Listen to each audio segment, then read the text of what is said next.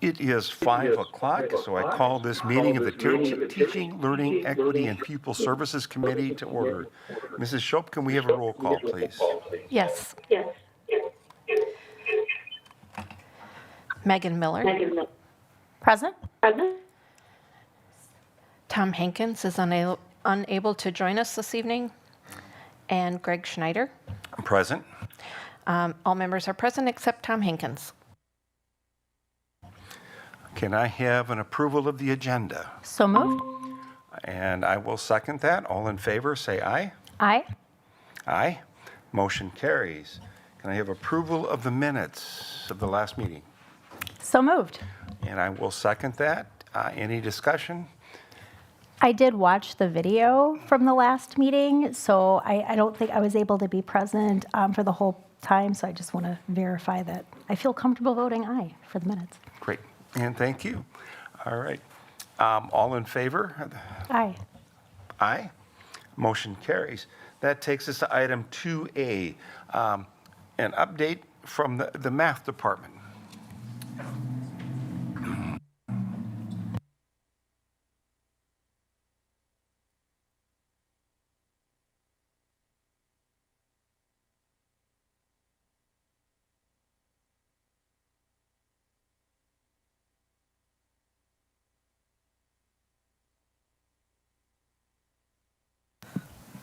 Good evening.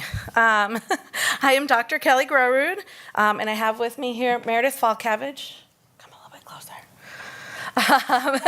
And we are here to represent the math department for the district and provide a little bit of an update as we do every year. Tonight we're going to really focus on our year 2 implementation of our Eureka Math Squared core curriculum and the implementation of our Imagine Math supplemental curriculum. I always like to start these presentations by sharing our math vision statement. We worked very hard to develop this statement in collaboration with students and teachers. And so I think in order to honor that work and to really ground our work, I like to share that here. So our math vision is, in our mathematical classrooms, we strive to develop mathematically proficient students who project confident math identities and who believe they are capable, lifelong math learners. And as I was putting this vision statement into our slide deck for today, I was remembering an interview with a really great math educator and math education researcher, Kendall Brown. And in his book, he wrote a book with another woman named Pam Sita.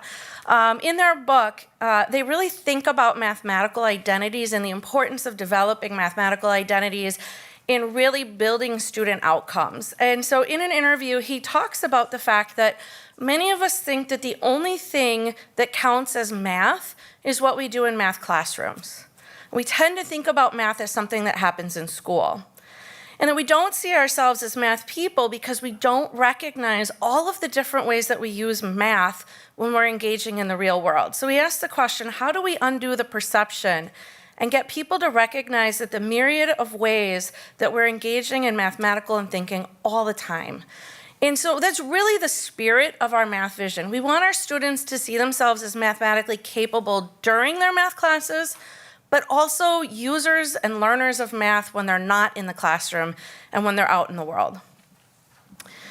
And so we have really been, as you know, digging in and doing research on what can change mathematical outcomes, because we recognize that our math outcomes are not where we want them to be in the district. So there is research around trajectory changing districts. What do districts do to really, truly change the outcomes and the predictability of outcomes for students? And there's sort of 3 legs of research that districts that really change their outcomes all sort of lean in on. One is building belonging, one is working towards consistency, and the last one is developing coherence. So in building belonging, we're really thinking about that identity building space. How do students see themselves in that learning space? Consistency is really thought of not perfect lessons every day, but the accumulation of good lessons over and over and over again. A lesson does not need to be perfect for students to make gains, but we cannot have those be inconsistent. We have to make those small gains every day to change outcomes. And then in developing coherence, districts that really change their outcomes are districts who have a coherence between what students experience in interventions, what they experience in their core classroom, what they experience when we're trying to stretch and grow them through enrichment, and what they experience when they go home and they have experiences around their learning. And so we're going to talk a little bit about some actions that we've been taking over the last year or so and what we're starting to see. And we could talk, as you know, for days about any of these items. So I have highlighted a handful that we're going to lean in on today because I know I don't have that much time. So we're going to really think about how do we help our students support sense making and their identity development. What do we do to help accumulate those good lessons over and over through professional learning and the use of the materials? And then how are we really trying to build that alignment between our core intervention and extension pathways for students? So as you are aware, and I put this in here because I wasn't sure if there would be people who weren't here when we did our adoption, but you are both aware that we did an adoption last year of our core materials, and that we really tried to find some core materials that were both highly rated and really good at helping students make sense. So I've provided an example problem from 3rd grade where students are being asked to really compare different strategies for solving a problem and determine, do all of those strategies work? And which one is best? And that question of best is really open-ended because what's best in one situation is not necessarily best in another. And the importance of really building sense-making into math, again, goes back to that original quote. Students don't just do math in their classroom. So if we only teach them to identify a strategy for a certain type of problem, we're not setting them up for success when they leave our classrooms. So we've been really working with teachers over the last year and a half to help them understand the design of those materials and how they can really use them in their classroom. And again, this goes back to that idea of consistency. We really want to see teachers accumulate good lessons every day, build their mathematical education or instructional identities, and help our students build their mathematical identities. This is data from last year. We did 3 rounds of learning walks where we looked at the implementation of the new math curriculum materials. And what we saw is that as the year went on, we had more and more teachers move from being aware of the materials to really sort of experimenting and exploring those materials. So they were maybe using parts of the lesson correctly and other parts they were deviating from the design a little bit, to really starting to use the materials as they're designed and even adapt them and make them their own. And so we did see an increase over the course of the year. I'm happy to say that we're in the process of doing learning walks again. And what we're seeing is that this shift is continuing. 65% of the classrooms that we've been in this year would be in that implementing bucket. So we've had very strong implementation of this core material. Our teachers are really learning how to use it well and use it with integrity. It's quite amazing. I just wanted to add to that, sorry, Kelly, to interrupt you, that we often get asked about the power of coaching. And so, okay, well, good. So we've talked about this, so I just want to make sure that it was in the air because we've talked about the research that we've brought, and that the Department of Public Instruction supports instructional coaching as a best practice. But this is really a demonstration that if we're looking for more localized data beyond just our achievement gap reduction data, which is also an example of the value of instructional coaching, this is more of a real immediate, because this type of implementation can't necessarily be done in this way to improve practice and to move teachers along the continuum if there wasn't instructional coaching. So again, this is a more localized data set to show the impact of coaching. Awesome. I won't have to say as much later. Right. We're all on the same wavelength. So it's true. A lot of what we're seeing in our classrooms, and we'll talk a little bit more about this, is because we've got training and coaching working hand in hand. Now, I don't want to make this all shiny, right? There are still challenges for our implementation, and one of those is that the middle school curriculum is very packed. There is a lot embedded within that curriculum. And so teachers have to learn how to pick and choose with the time that they have, the things that are going to be the most impactful for students. And our teachers are still learning to do that work. They have grown tremendously over the last year in doing that work, but they're still growing, and pacing is still a challenge for our middle school teachers. And we'll talk a little bit about some of the work that we're doing to try to mitigate that challenge. So, as Teresa mentioned, our coaching staff has really been central to making sure that we have strong implementation. Without our coaches working as partners alongside the teachers, helping them unpack those materials in the moment, teaching them things like how to do a unit internalization. Unit internalization helps our teachers see out ahead of the lesson that they're doing for this day, right?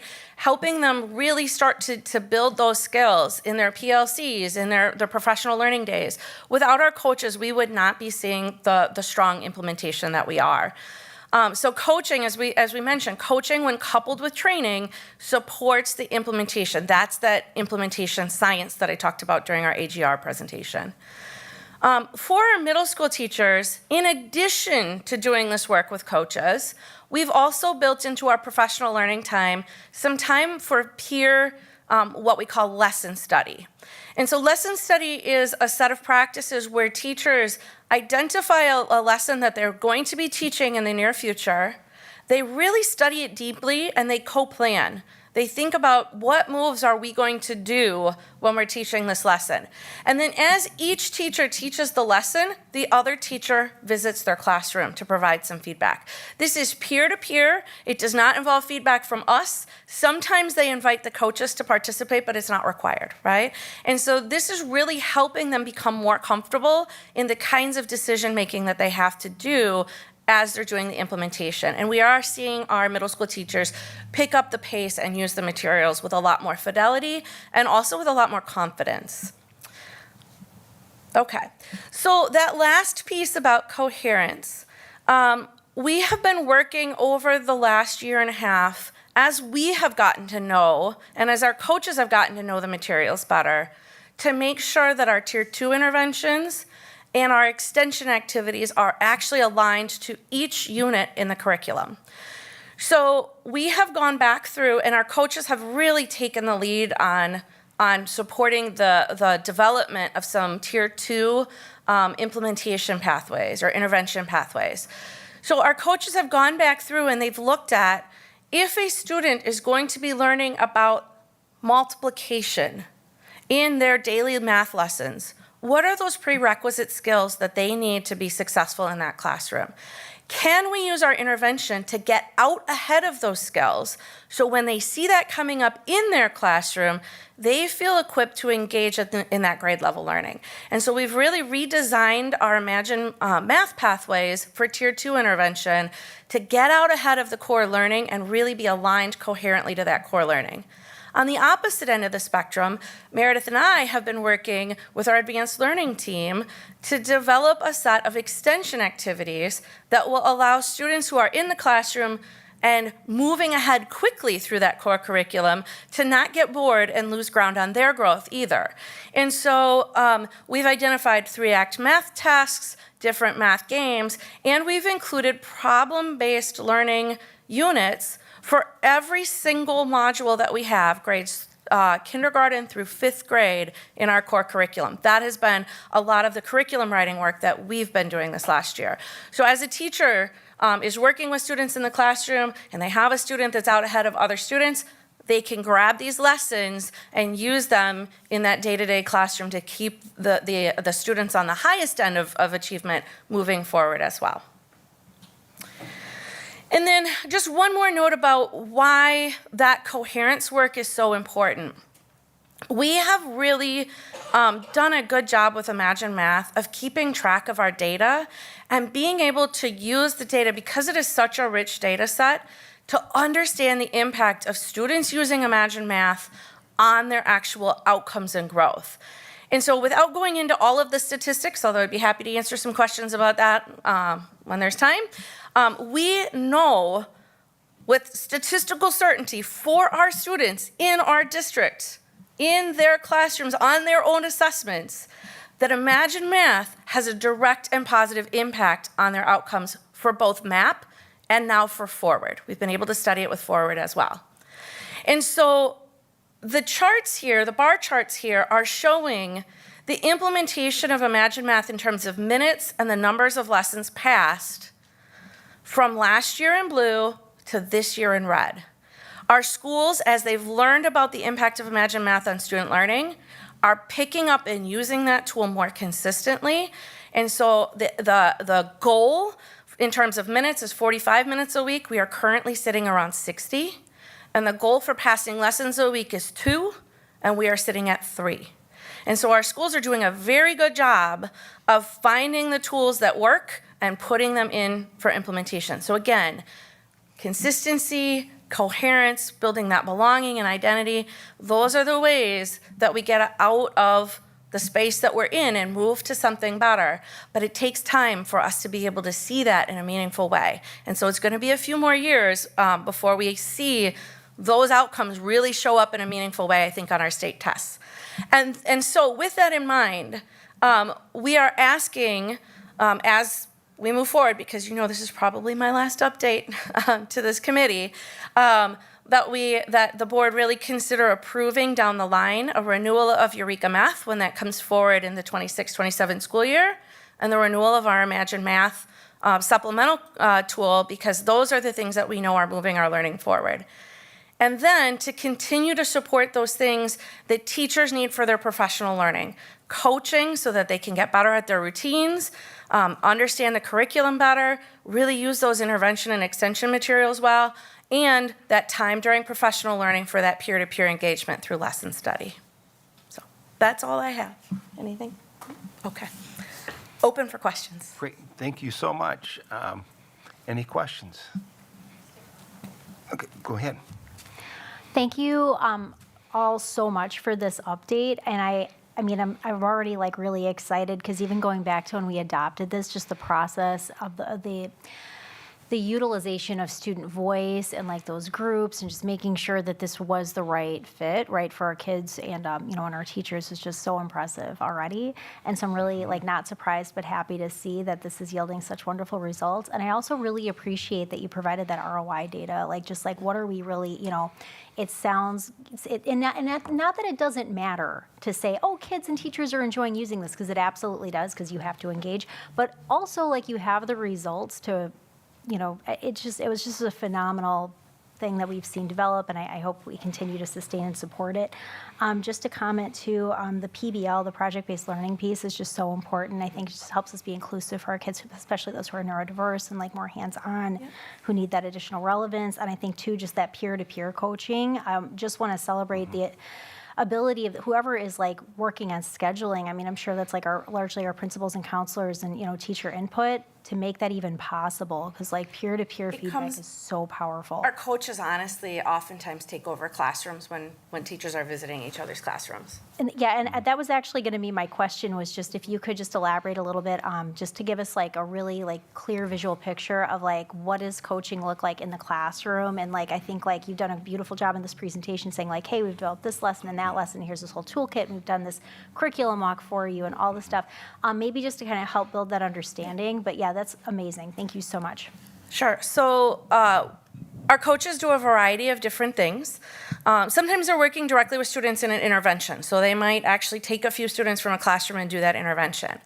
Oftentimes they're visiting classrooms, making observations of what's happening and bringing those observations back either to a teacher directly because they've agreed to do a coaching cycle. So that's a teacher that's asking for some support or learning and they want to get back. So the coach goes, makes some observations, they go back, they have some conversation, they set some goals, and then they work for a number of weeks together to try to reach those goals. Or the coach might make observations and take those observations back to their PLCs and talk strategically with the team about what kinds of changes they might want to make and what goals they have. Our coaches also meet with their admin teams on a weekly basis to make sure that the admin teams understand the kind of math learning and where professional development could support the building, where extra eyes, hands might support the building, right? So they're really kind of the eyes and ears of the building. And then they also do, as you saw, some district level work, helping us connect the intervention tools, helping us meet our goals, sometimes supporting the district level professional learning. So they wear a lot of hats, they really do. Thank you so much. I really appreciate that. Thank you for all your work. The only thing I was going to add is just to lift this up a little bit more, and I can send it to you or you can just find it. She referenced it in the upper corner, Opportunity Makers.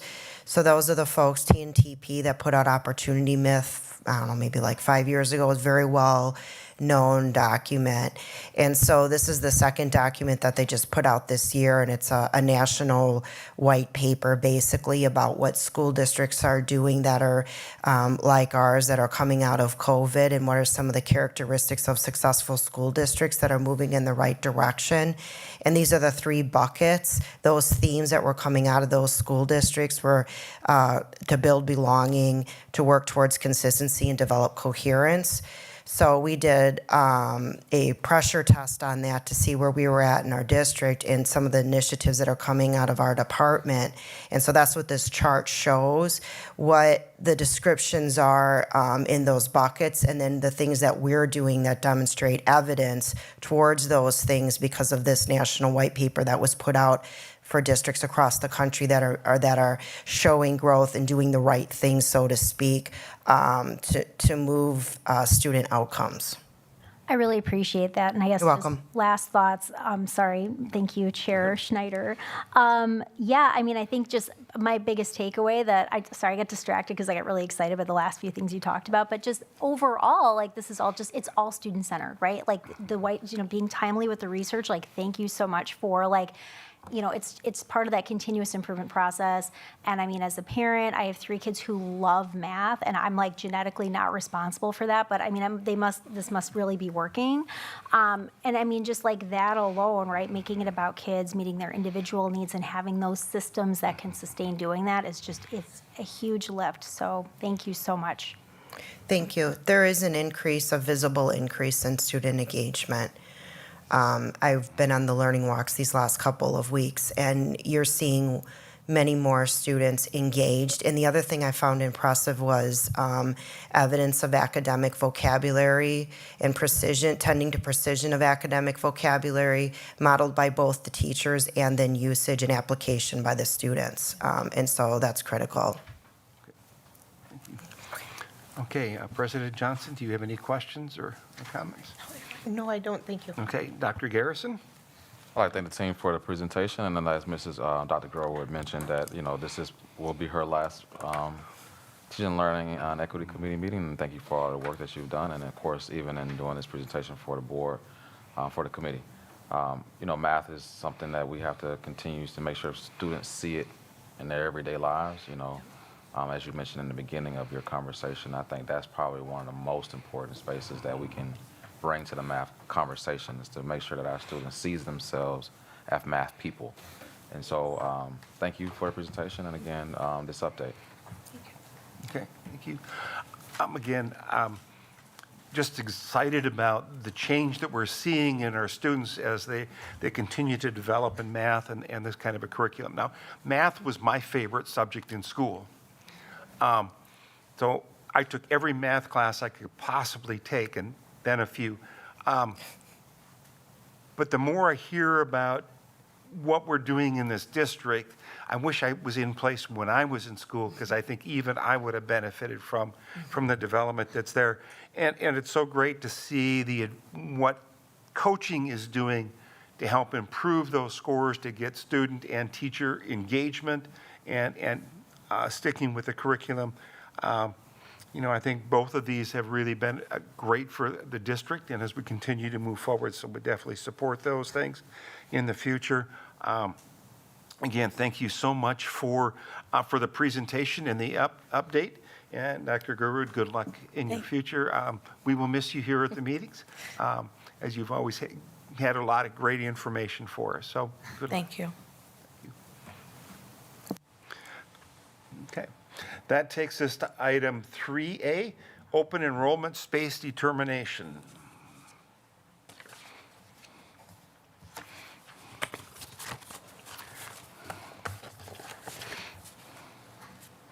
I can kick us off as they bring this presentation up.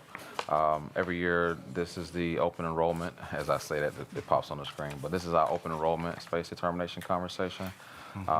This is something that, again, comes up yearly at this space, and then, of course, we'll turn it over to Mrs. Beavers and the team. Good evening, Missy Beavers, Executive Director of Pupil Service. I'm here with Eric Weir, Director of Special Ed and Student Services, and we are here as an annual requirement to present open enrollment space determination to the board in the month of January. So I'm just going to go through the basics real quick. This is not going to be a long presentation, but just a reminder of what open enrollment is. Open enrollment is a process to allow parents to apply for their students to attend a public school in a district in a community other than which they live. There are two ways to apply. There's a regular application period. This year, the application period is from February 3rd going through April 30th, and then there's also an alternative application process applying for the current school year, and that begins July 1st. And that is fillable application only, cannot do that online. Like I said, this is an annual requirement by the state to do January space determinations. It's required that the school board designate general and special education spaces available for the next school year. So when we're talking to you, we're talking about the 25-26 school year because the window opens soon.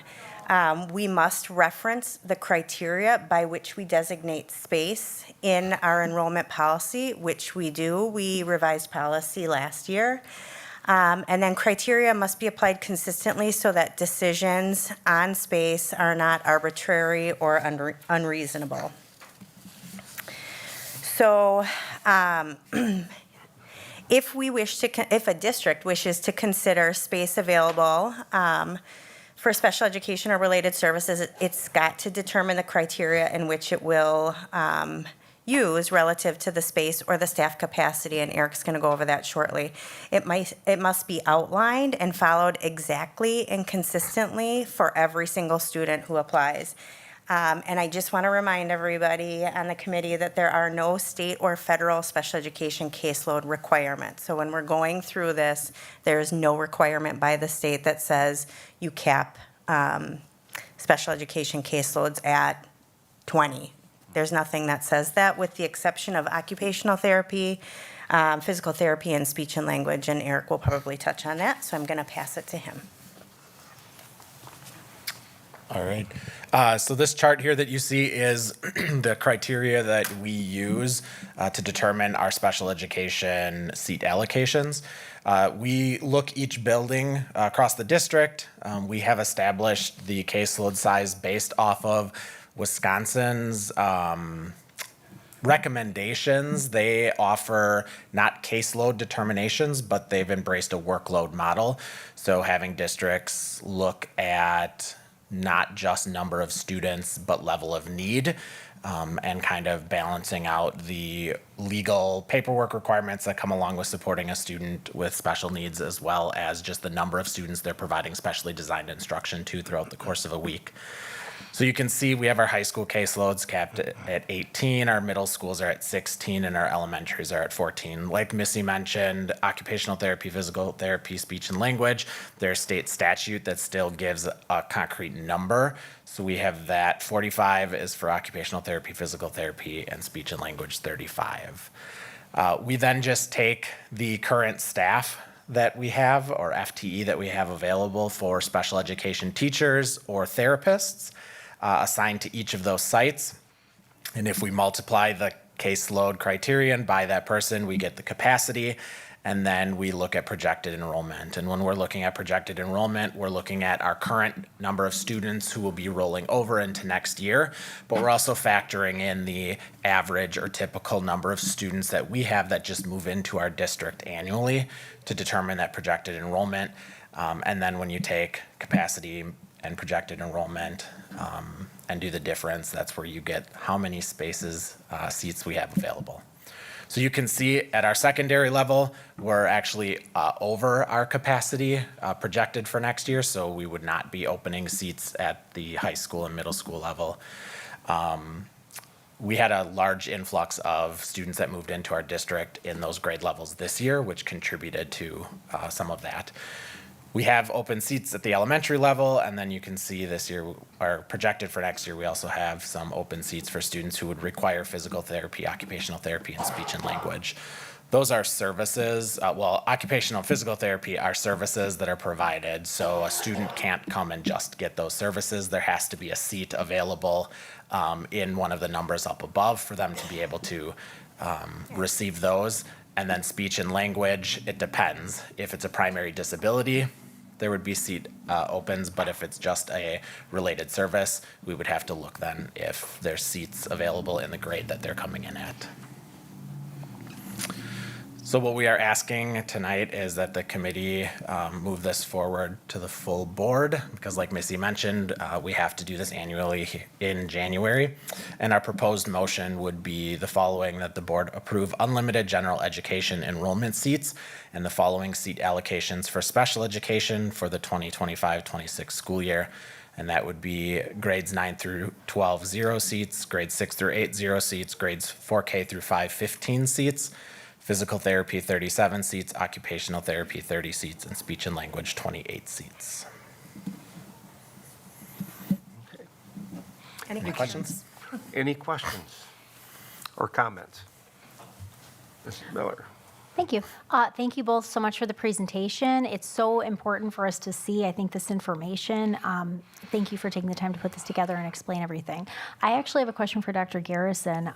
So, as we hear more and more about potential budget, state budget pieces for this next two-year budget, is the information that was just shared in this presentation something that we would or could use to make determinations, like if there were to be an increase in special education reimbursement?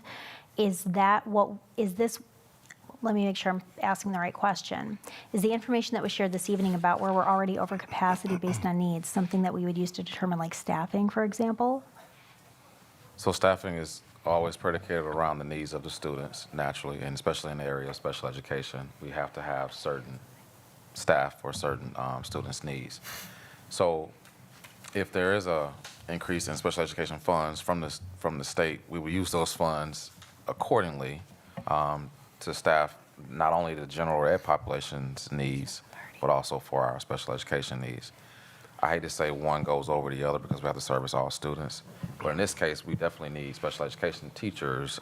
We've always had some challenges there. They are becoming more and more hard to find, and so having that special education opportunity with extra help from the state, we would definitely probably want to lean in and trying to support more in the special education department because, again, we just don't have a lot of, we have the needs, but the staffing has been a concern. No, I really appreciate that. And the reason that I asked is this is a fantastic presentation. I don't have any other questions for either of you. Thank you so much. I would just love to see this, maybe the same presentation maybe come up again when we have a better sense of what our funding will be, probably this summer. We'll hear in July. It'll just be good to maybe factor this into all of our decision making. So thank you so much. Okay, good. President Johnson? Oh, okay.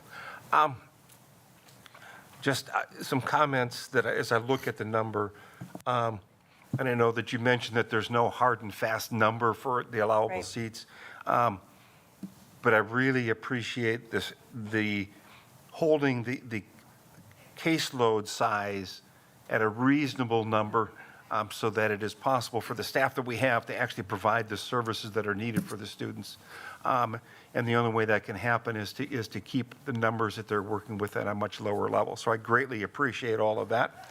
I have no other questions, so I'd like to entertain a motion to approve and to recommend to the full board unlimited general education enrollment seats and the following seat allocations for special education enrollment for the 2025-26 school year.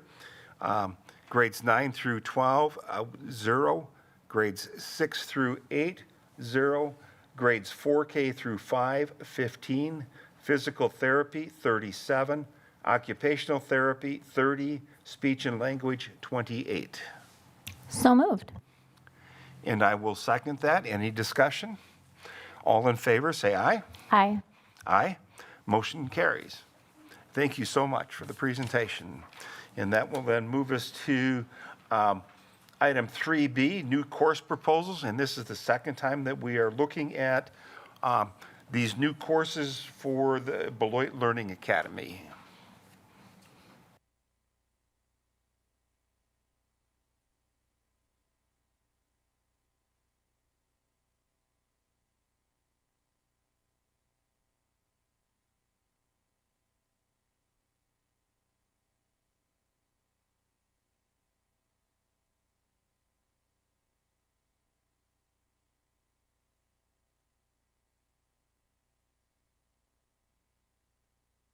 Push the button.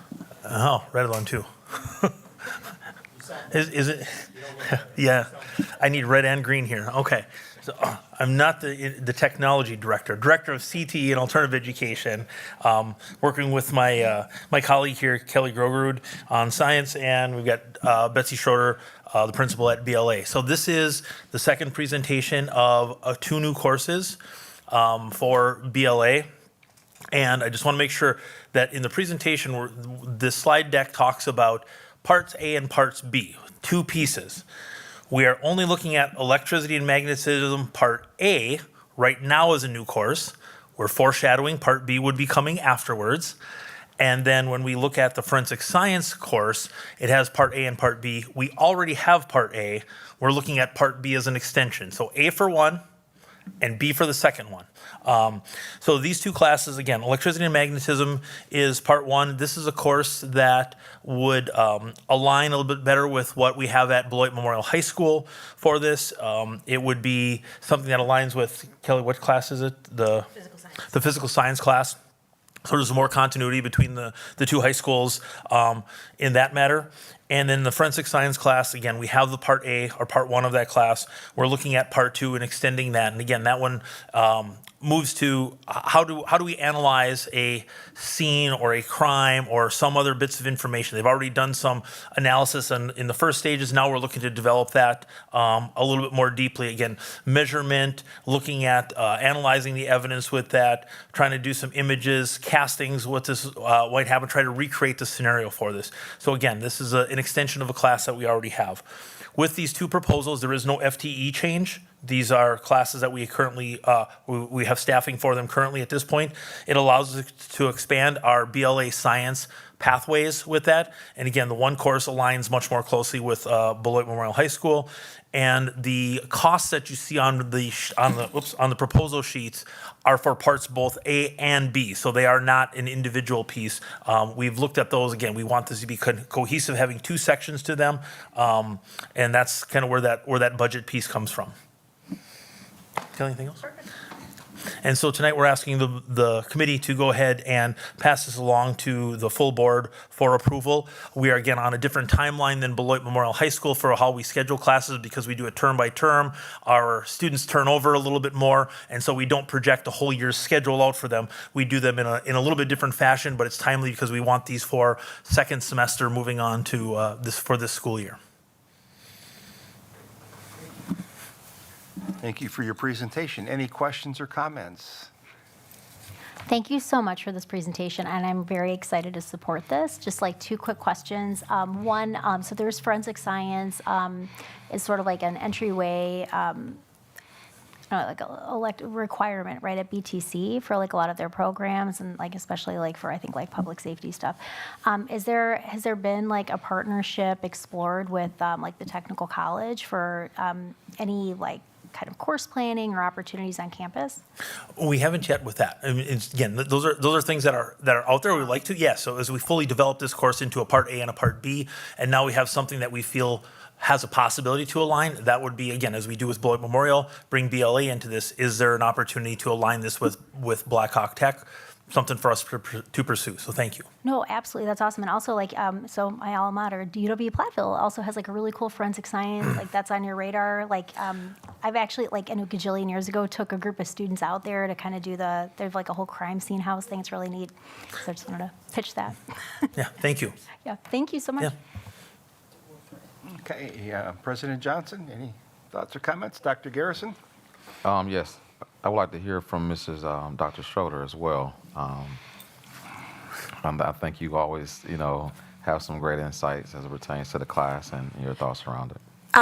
Just very excited. Our science teacher, Hannah McAtee, is always innovative, taking field trips. So thank you for those ideas. She just recently went to the Cave of the Mounds and the planetarium up in Madison. So I have no doubt she'll be wanting to go to Platteville next. But just excited about our teachers' innovative ideas and just looking at always providing more exciting opportunities for courses. So. Thank you, and a shameless plug. I think one of the careers that they thought I could do when I did that little, self questionnaire was crime scene investigator, one of them, and so that was a very long time ago. But thank you so much for your presentation. I think, the more we get our, students opportunities to look at things differently, even in the area of forensic science, is a great opportunity for our students. Thank you. Great. Just one question. How many students are currently enrolled in the Forensic Science Part A course? That is being offered term 3, usually between 20 and 25. I haven't looked at the number this week, but it's very popular. We always have over 20 students in that class. Great. And the one thing that I really like about both of these course proposals, as well as meeting, the high-quality math standards, they all lead to much higher level thinking skills to develop to be able to go through those. And both the electricity and magnetism directly relates into careers, into jobs within the Beloit area. The Part A is definitely aligned to power production and distribution, which is a large area here, and forensic science, of course, is always around. Both of them also begin to relate to the medical field or the forensic science to the medical field. And so a lot of excitement and things that are there. A great way to engage our students in some exciting courses to prepare them for the future. Just to piggyback on that, I just wanted to sort of pin this point.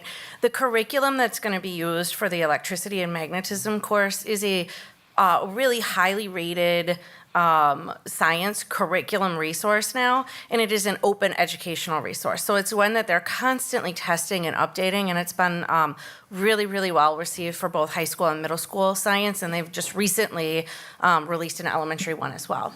Yep.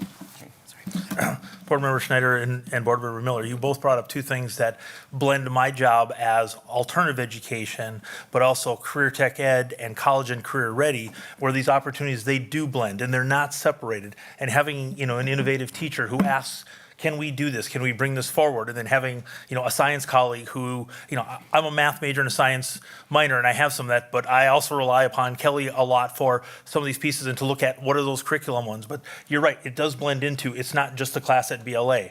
It talks about, high-level standards, thinking skills, career-related skills, dual credit opportunities that might possibly be out there. So these are those stepping stones of how do we get there? And we need to start with the courses to be in place first of all, but I appreciate the both of you lending in that vision of what's afterwards.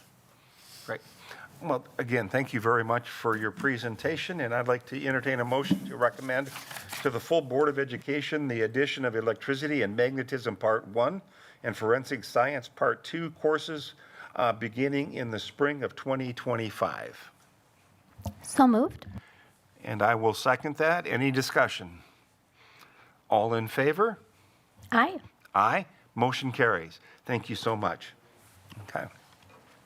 That brings us to item 4. Our next meeting date will be Tuesday, February 18th at 2025 at probably 5 o'clock at that point. Okay, can I entertain a motion for adjournment? So moved. I will second that. All in favor? Aye. Aye. We are adjourned. Thank you.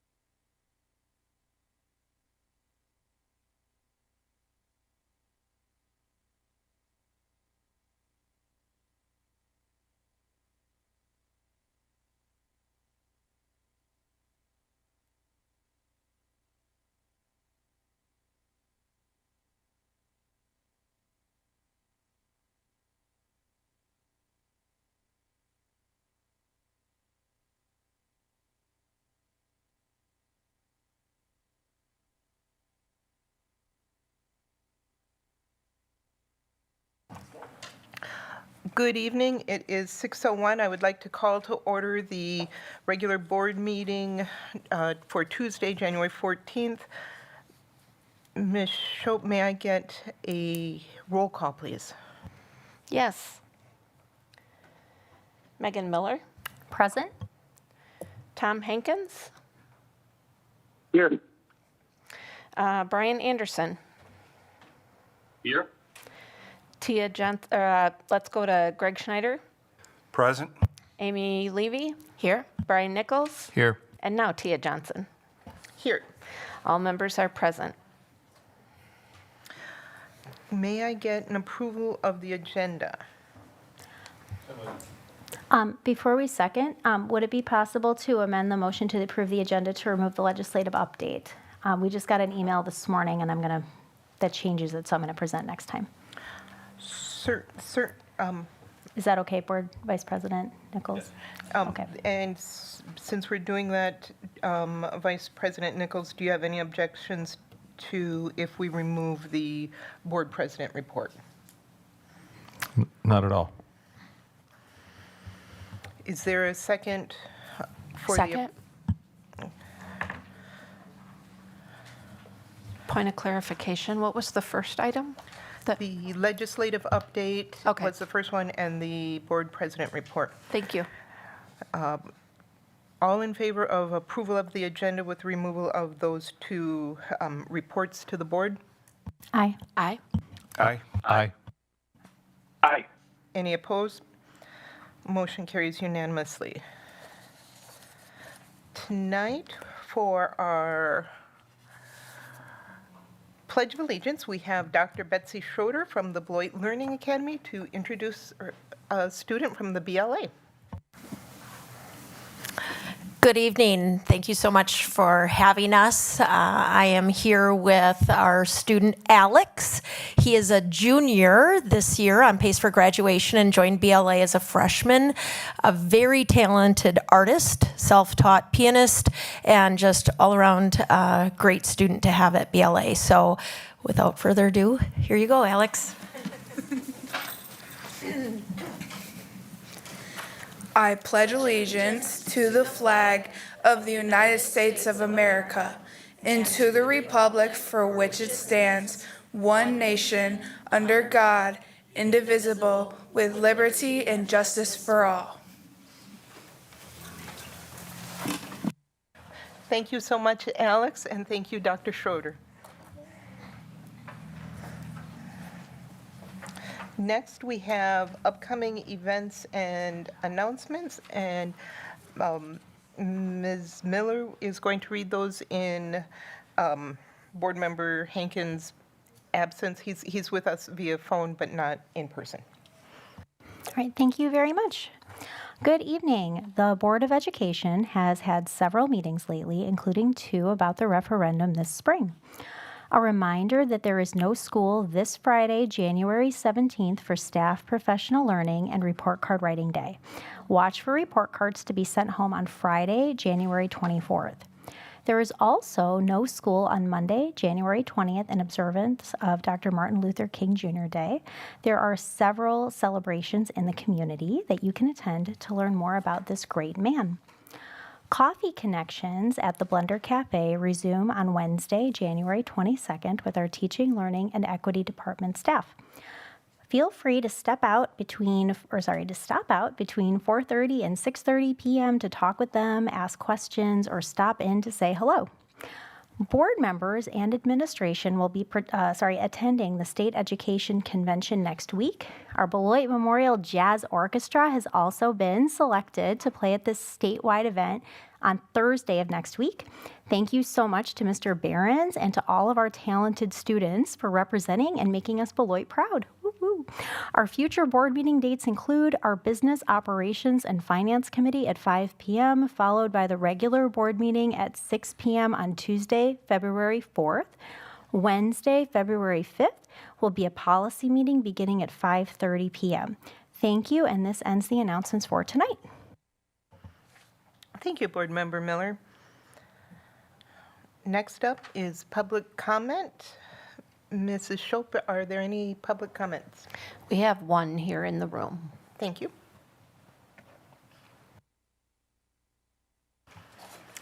Members of the public are welcome to attend all open meetings of the Board of Education. Individuals attending board meetings are expected to conduct themselves in a respectful and courteous manner that models appropriate behavior for our students. Individuals wishing to comment are expected to comply with the norms found on the back of your comment cards and in Board Policy 187, public participation at board meetings. We ask that each of you contribute to maintaining a respectful and orderly meeting and prevent discussing confidential matters in a public forum by following these norms for public comments during board meetings. Thank you for your participation and courtesy. I have Kelly.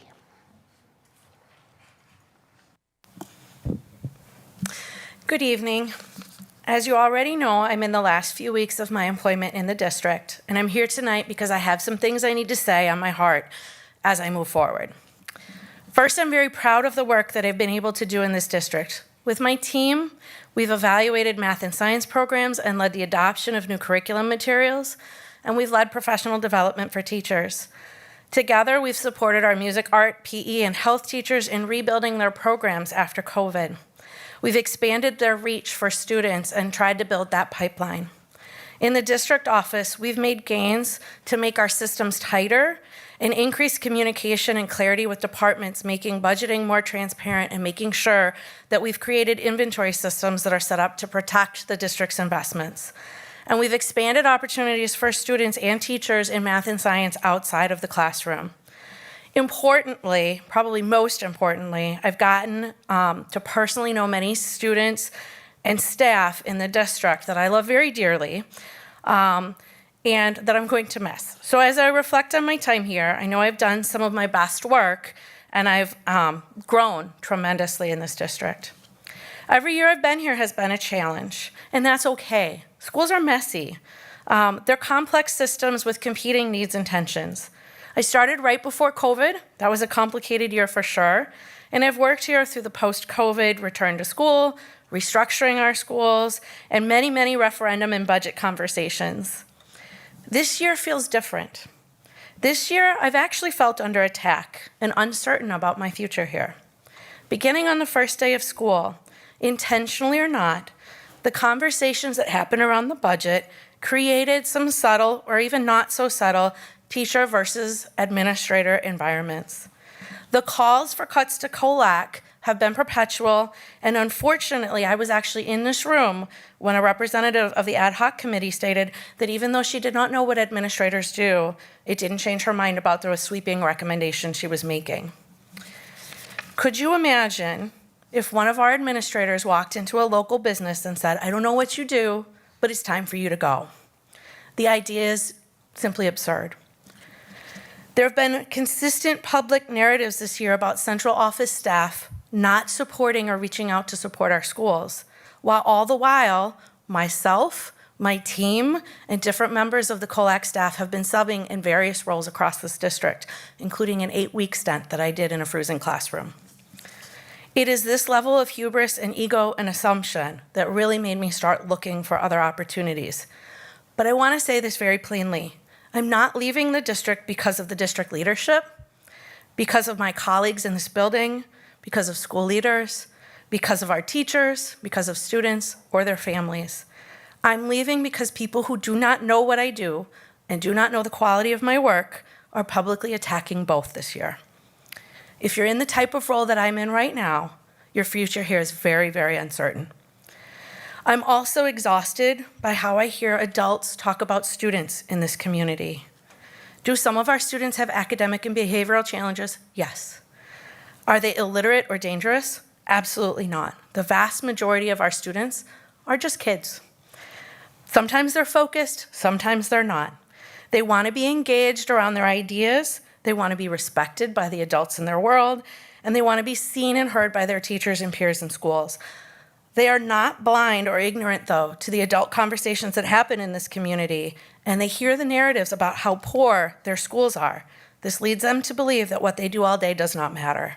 If we want to change our outcomes, the community leaders and the adults in this community owe our students a lot more positive talk, positive energy, and continued opportunities to shine. So my request is this to the board. Before you continue to make decisions about the district, get to know the district. Learn from the administrators, the students, the teachers, the staff who are invested in our schools every day. Walk through buildings. Ask administrators and leaders about the decisions that they're making and why they're making them. Build your own understanding of what happens in schools so that you do not act on hearsay and third-hand information. Your role in this community is far, far too important, and the decisions you make today will impact a generation of students tomorrow. If you take time to invest in your own learning, you will learn how dedicated, smart, and wholeheartedly invested the people in the central office in our schools are, and how curious, sensitive, and capable our students can be. Thank you. Thank you. Anything else, Mrs. Shope? That's all I have. Thank you. That brings us to reports to the board. Is Our Ania student Rojo here? sent an email, and she's not able to make it due to a family issue. Wonderful. I mean, not wonderful, but thank you for letting me know. The policy committee report, Mr. Schneider. I'm sorry, wrong chairperson, Mr. Nichols. Thank you. I knew what you meant. Thank you, Board President Johnson. The policy committee met on, excuse me, Tuesday, January the 7th at 5:30, and we went through some of the policies regarding that are on the consent agenda tonight, two groups, and that's it. Thank you. Thank you. Now, Mr. Schneider with the TLE and Pupil Services. Thank you. Teaching, Learning, Equity, and Pupil Services Committee met at 5 o'clock this evening. We had a great meeting. We received an update from on the math curriculum and the math department here as they're continuing to digging into ways to changing the math outcomes in our district with the curriculum Eureka Math and Imagination Math, which is working to get students caught up in the skills they need before they come into the main curriculum, and the great growth that we're seeing in both of those areas, as well as the amount of time and effort that coaches are making to make that curriculum work well, and to build extension activities for those who have got the skills in order to stretch and continue work on. We did go through the open enrollment seats that are available, especially for special education, and that will come to the board today. Also heard the second time we get some more updates on new course proposals for Beloit Learning Academy. And the courses are meeting science standards at a high level and developing very critical thinking skills. So the courses that you will see on the consent agenda include electricity and magnetism, Part A, which is being implemented now, and looking forward to Part B coming soon. And that, of course, aligns with parts of the physical science. That aligns with power production and distribution. It aligns with a lot of the medical radiation and so on in Parts A and B of that do. So as well as meeting all of those high-level science standards, it's also meeting a lot of the career standards that are available in our own community to help our students learn the skills that they need to stay in Beloit and to work here. They're also looking at forensic science, a Part B course. Part A is there. It's a course that's highly sought out. So with 20 to 25 students each term taking that course, it's now beginning to stretch that and to add to that as it continues to move forward. So it was a great meeting, and some of the recommendations will be on the consent agenda later this evening. Thank you, Mr. Schneider. The next item is board referendum discussion. Dr. Garrison? So before I get started, I wanted to just give me one quick second to get the screen situated again. I'll do this.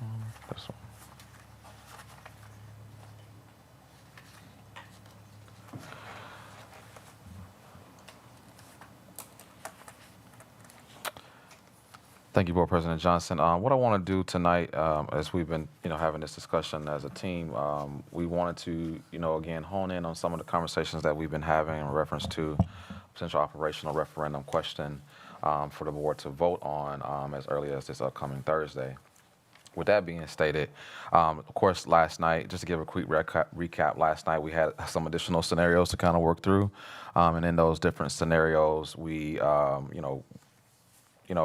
kind of work through what those opportunities would possibly look like from the aspect of number of years to overall referendum request, and then the possibilities of what could be in it from the different priorities that we've had to discuss.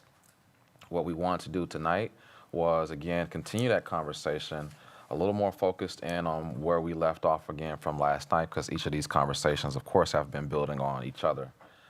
With that being stated, I was able to, take the feedback from the board as it stood from last night and come up with some different scenarios again to consider. And in that space, that's also on board docs, will be the H3 and N conversations that was added to the most recent snapshot that we had with the top 3 options already on the paper. So from yesterday, scenario H, H1, and H2 came out of our conversations from yesterday at the board level that Mr. Chady was able to crunch the numbers and bring that conversation back forward.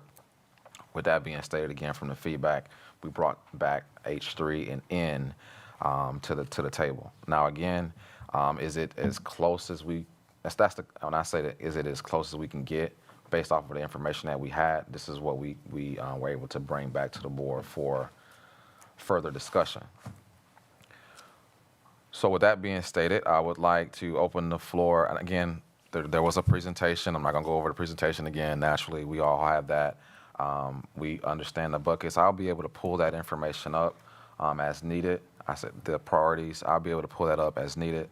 But we are working off of the 1/14/2025 scenario that's on the screen right now. I know we have a lot of these scenario sheets. We can still refer back to the other ones as needed. I have all of them up here as well. But to keep everybody kind of succinct, we're going to start with this one. We may jump back to another one, but we're going to start with where we left off at, which is scenarios that we talked about. From a whip around last night, we did land in, well, the majority of us did land in the H1 space. I did not hear back from, I haven't heard back from Mrs. Levy as pertains to which one she would have preferred from H1 and H2. H2, okay. So Mrs. Levy has moved into the H2 with Mrs. Johnson, Board President Johnson.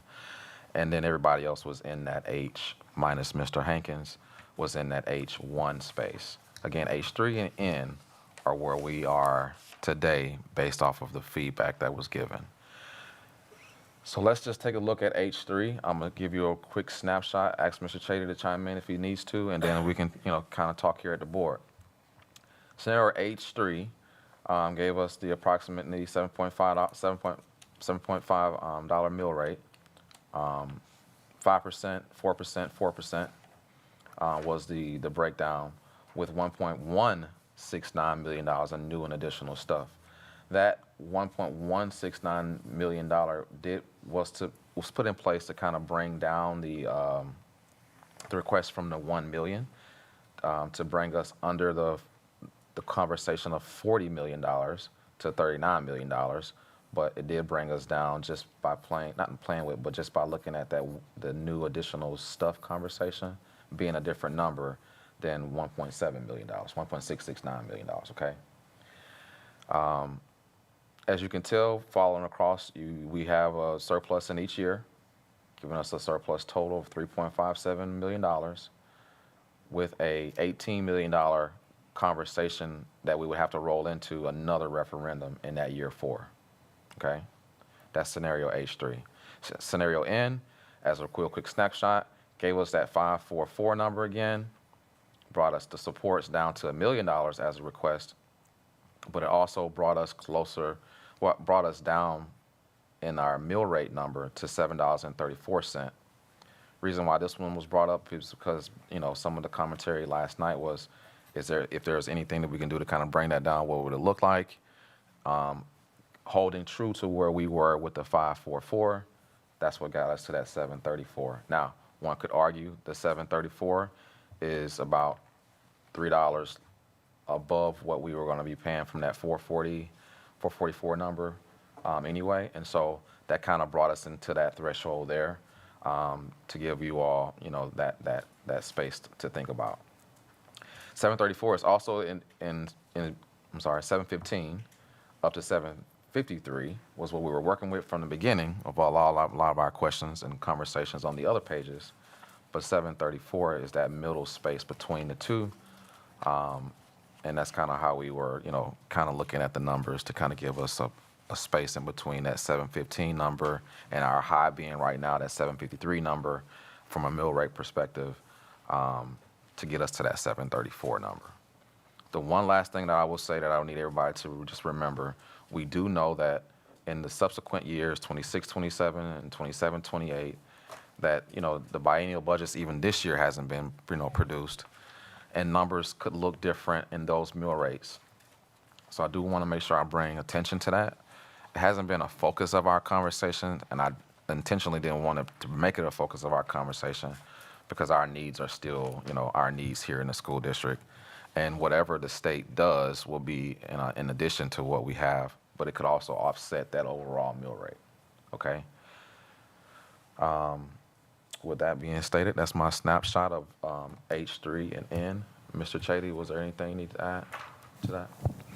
No, I think you summarized that well. H3, again, is essentially a reduction of $500,000 from H1 or H2 in the new and additional. That $500,000 was attributed to essentially the extension of transportation to Beloit Memorial High School students. But that's not to say that we can't do that within the 1.169 as well. So, and then scenario N was crafted this morning. Essentially, that 734 mill rate is the midpoint between 715 and 750. So we kind of, use that to get us back towards a midpoint again, if there was desire amongst board members for something that was a little bit less was all. Do any board members have any questions? Ms. Miller? Are we looking for questions or feedback? I would just want to clarify. I'm sorry, questions, comments, feedback? Sorry, I didn't want to circumvent anything you might have intended. Okay, thank you so much. So first of all, thank you so much, Dr. Garrison. Thank you so much, Mr. Chady. You've been so responsive and sort of resilient with all of our discussion, and that's just really commendable. Thank you. Just two comments. One, we received a really great email yesterday from via Michelle Show from Rick Barter and some other community stakeholders. And I'm not going to read them, but I just wanted to openly express my wholehearted support for what they said, which the gist of which is, invest in kindergarten readiness, laser focus on student success. To that, we could, and we should probably talk more about that, but the point I wanted to make reacting to the different scenarios is, if we're going to make a laser focus on student success, kindergarten readiness, all these things work, we need the people to do it, right? The number one difference maker for students are teachers. It's teacher self-efficacy, right? All this kind of stuff. We have to make sure our teachers feel supported. And so just it's important for in a classroom to be very explicit. I guess my thinking yesterday was, okay, cool, we've got this 544, we have room to go up. I think that at this point, we have two real options. We're either going to have a 750, what is the exact number? Sorry, 750, lost my page 3, or 734. So unless we go with the 734 option, I really think the only scenario that makes sense to go with is scenario H2, because that's the one that most explicitly communicates to teachers that we fully support them and see and hear what they need in order to do all of this work that our community stakeholders are very clearly asking for. So I guess my thoughts are gratitude to our admin for putting this together. thanks to our community members for emailing us in such beautiful and insightful comments. And unless we go with scenario N, I strongly feel like we have to go with H2 and commit to that consistent 555 increase for staff. Thank you, Ms. Miller. Brian Anderson? Yeah, so last night I left with kind of supporting that H1, and there was some additional support for the H2. And I just want to point out the kind of the key differences there. Obviously, the differences in teacher pays in year 2 and 3. I still contend that we have that option under H1 to do that if the money's there in years 2 and 3.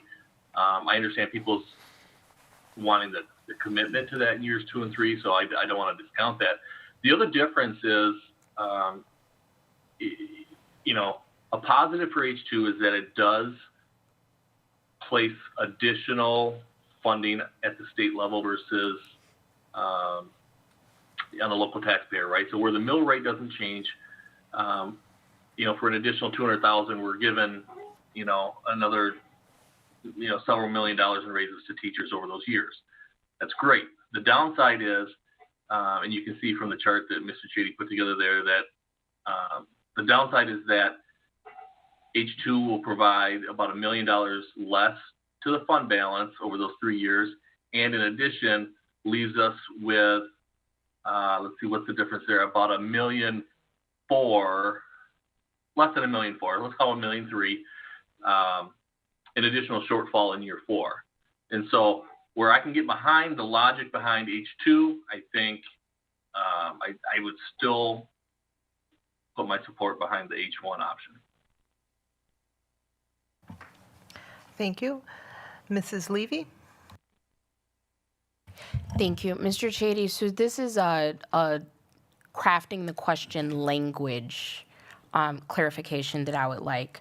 And I know we have to be very clear with our messaging when we educate the community about the referendum and what our intentionality is around what we're spending.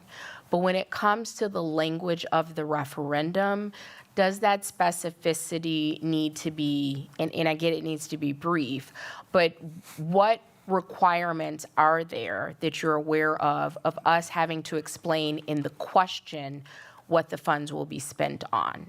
For example, with the scenario H2, the 1.669 million, we could do that for transportation. We could do that for additional teacher pay. We could do it for a lot of different things. For fund balance, for example, what are the requirements for how we need to kind of earmark funding in the question? Yeah, so the question, when we draft it, will identify the non-recurring referendum amount in a dollar value for each of the 3 school years. So if you think about April of 23 and April of 24, April of 24, the most recent, asked for $9 million per year for the 24, 25, 25, 26, 26, 27 school years, if I recall correctly. This will ask for X number of dollars for 25, 26, X number of dollars for 26, 27, and then a different value for 27, 28. I used X and X, X, Y, and Z for each of those school years. So it'll be an increasing amount. So the latter portion, the Y, is, it's a great question, and thank you for asking it. It's kind of that equilibrium, right? So, certainly the public wants the details as to the where and the how, and we're not going to be trying to hide that at all. But at the same token, the question needs to be brief, succinct, so it may speak to supporting operations, compensation of staff, those types of things, without getting into, this dollar value is going to go to that dollar value is going to go to that. So what's actually printed on the ballot is what needs to be approved, and totally get the idea of laying it all out there. But that's probably not what legal counsel is going to guide us towards. So it sounds like for the question, we just need to have the amount for each of the 3 years and that it's operational. operational and it may extend a bit beyond. I mean, it could be, right. We could say we need these values for each of the next 3 years for operational purposes, period, done. Some districts do that. Some districts go a little bit further and say, for the purposes of, So what we've done in the past here is we've laid out the question first based off of the request, let's say 3 years, whatever the numbers may be, and then we also lay out the potential of what else it could be used for. And in this space, we would say, based off of what the board talked about last night, academics and behavioral supports would be built into this conversation, into that language portion of the question. Got it. So the amounts and broad strokes. Yeah. We do not, legal will not suggest to us that we say 6 positions in this, 2 positions in that. They will not say that. And you won't see those in any other questions anyway. So just broad strokes, correct. Thank you. Thank you. Vice President Brian Nichols. Thank you. Okay, again, Mr. Shady, great, great work for something else to look at tonight.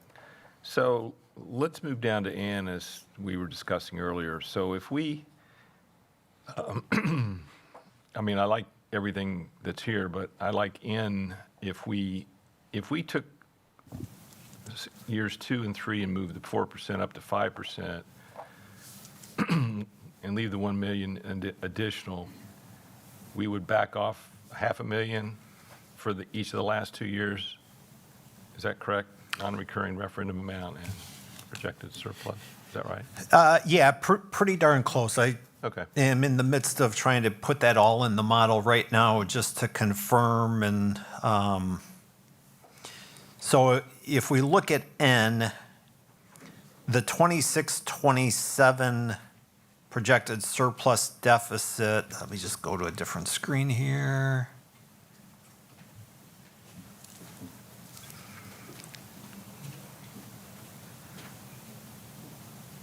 It shows a surplus of 1,006,257. So if you want to do a scenario O, you're looking at scenario N, and that 26-27 projected surplus goes from 1.423 to $1,006,257. 27-28 surplus of $573,000 becomes a $49,413 deficit. Okay. And then the total at the end would be about $1.2 million, give or take. Correct. Yeah. So the total projected surplus of scenario O, if you guys had it in front of you, would be $1,192,742. 1,209,000. 1,192. 192. Okay. 742. Yep. Okay. That retains the 734 mill rate. The non-recurring referendum amounts in 25-26 and 26-27 are the same, though 27 and 28, we do increase that by $250,000. Each year? Just in 27-28. Okay.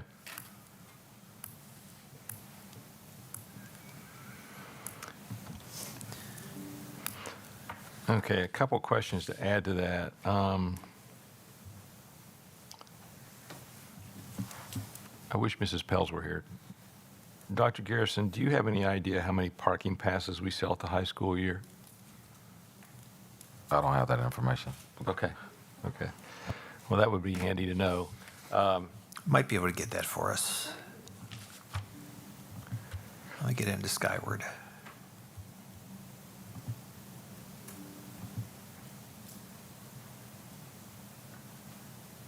Dr. Schroeder is here. She can give us an educated guess. Not to put you on the spot. You can. Are we going over or under 100? I don't know. Sorry. Good question. Maybe Mr. Shady can help us with that. Yeah, I'll see if I can access the financial history for that account, and that'll give us an approximation. I just got to figure out which account it is 10 or 42. Let's start there. I'd encourage you to continue on as I. Okay. Okay, well, I think that's part of the challenge is we don't really know what it would cost to bring busing into the high school. It's kind of a gray area. It's an educated guess, but it could be more it can be more educated maybe, right? I guess I'm leaning toward N with those adjustments that I just suggested because I think that would I keep thinking we were at 27 million a year ago, and now we're talking 40s and 42s, or we were, and 41s, and so I think that brings him. I feel like that's more in line with where we probably need to be. And that takes the main thing is it takes care of our teaching professional educator teaching staff for 3 years in a row. So going back to what Mr. Anderson stated, when we're thinking about some of that fund balance places, scenario and, if it stays with the 544 without the additional 5% going across the board, Mr. Nichols, it still gives us, that $2 million number. If it stays what N looks like now, with the additional space, it will bring down the overall, let's just say, fund balance contribution or savings per se.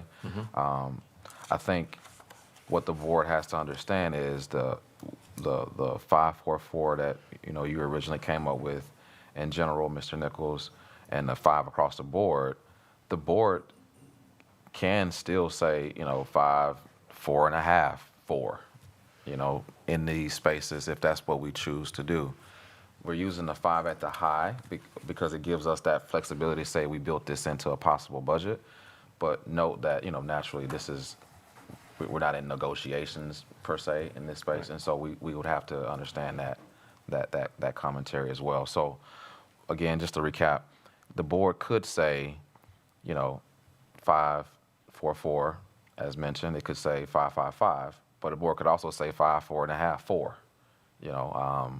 based off of whatever we negotiate in those negotiated spaces. The 5 across the board does give us that number of this is where we are, here's where we want to stay, and it is a solid commitment for our staff.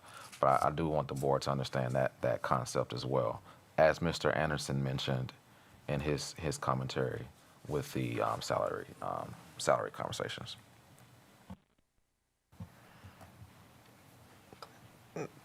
Okay, that's it. That's all I've got. Thank you, Oh. Dr. Garrison and Mr. Chady. Thank you. Greg Schneider?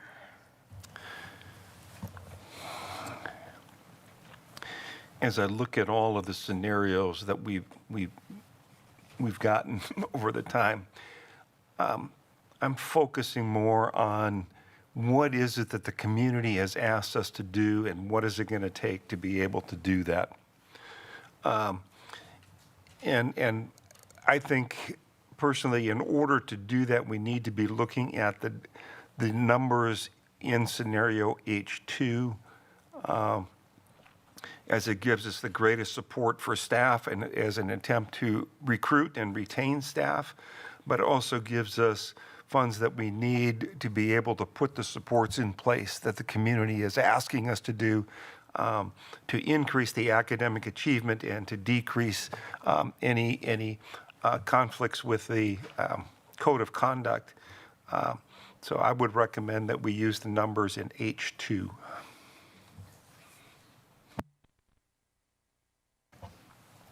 Before I circle back on board members who have already spoken, Board Member Hankins, would you like to weigh in?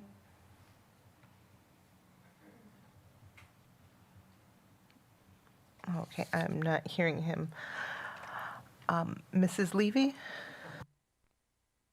Thank you. I'll be brief. I just wanted to clarify, for the scenarios that have the percentage for staff compensation, are those numbers based on that particular increase for all employees? Those percentages are applied universally across all of the 100 objects, with the exception of 182, which is school board salary and compensation.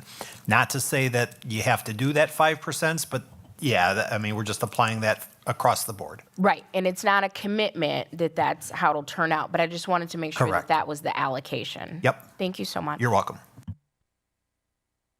Yeah, can you hear me now? Yes, I can. Please go ahead, Mr. Hankins. Oh, sorry about that. Welcome from the land of corn stalks in Nebraska. Yeah, I just want to take a 500-foot view down on it, and I appreciate Mrs. Levy on the questionnaire because I am too concerned with, the question and how we,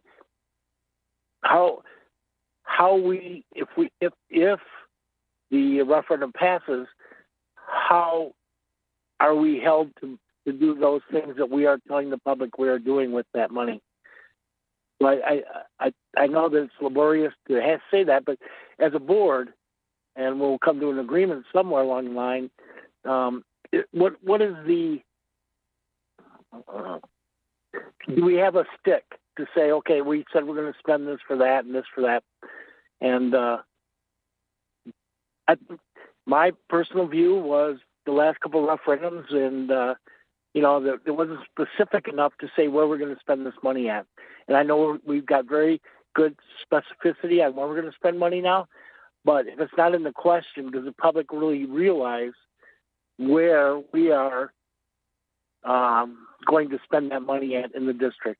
And I'll try to be brief anymore with my comments. Thank you. Thank you, Tom. Dr. Garrison, did you want to respond to that? Yes. So, Mr. Hankins, thanks for your question, and also by way of Mrs. Levy. Again, we, in the campaign, we will be very specific with the public in regards to how we want to spend whatever additional monies that we want to put towards this opportunity. It will be laid out and be very specific. But for ballot language, we will not, I'm just being honest with you, the legal will probably not suggest to us that we lay out every red cent for the ballot language. That's just not, in my humble opinion, what they will suggest to us. And I haven't seen No, it. and I understand that, Dr. Yeah. Harrison. That's not my point. Got But it. do we have any, I'll say the board, the hold a stick to say, okay, we said we're going to spend it there. We got to make sure it's going to be there. And I'm not saying Absolutely. you wouldn't, blah, blah, blah, but Yeah. what's the follow back or follow through on that to make sure those dollars that the public says we can spend are going to be spent in the right place where we said we're going to spend it? Other than being, let's say you're not the soup anymore or whatever happens, what kind of, is there a hold on how we can spend that money legally? So we will spend the money the way that the board have directed the school district to spend it. That's how we have to operate with these numbers, especially when we also have policies that say how we need to spend money as well. And so in this case, this is, to me, almost like saying from our public, this is our agreement and this is how we should move. And I have no reasons to believe that we would not use the funds in the way in which the board will direct us to use those and move that conversation forward. Now, I know we've been talking about what we want from the public and what the public will like for us to do. Please note that the $1 million conversation, the $1.169 million conversation, from a bucket perspective, we will have to split it in between the behavior and, of course, the academics. That will not give us everything in those buckets based off of the numbers.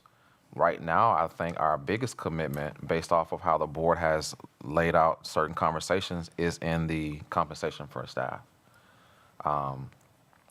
That's how the board has come along in this space. You've all been very clear that you want to maintain our staff and that priority, I should say.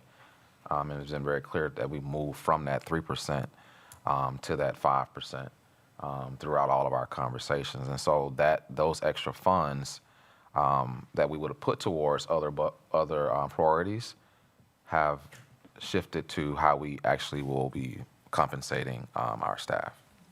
So I just want to make sure And that's thank you. also. I was not trying to be disrespectful No, you're to not, you you're not.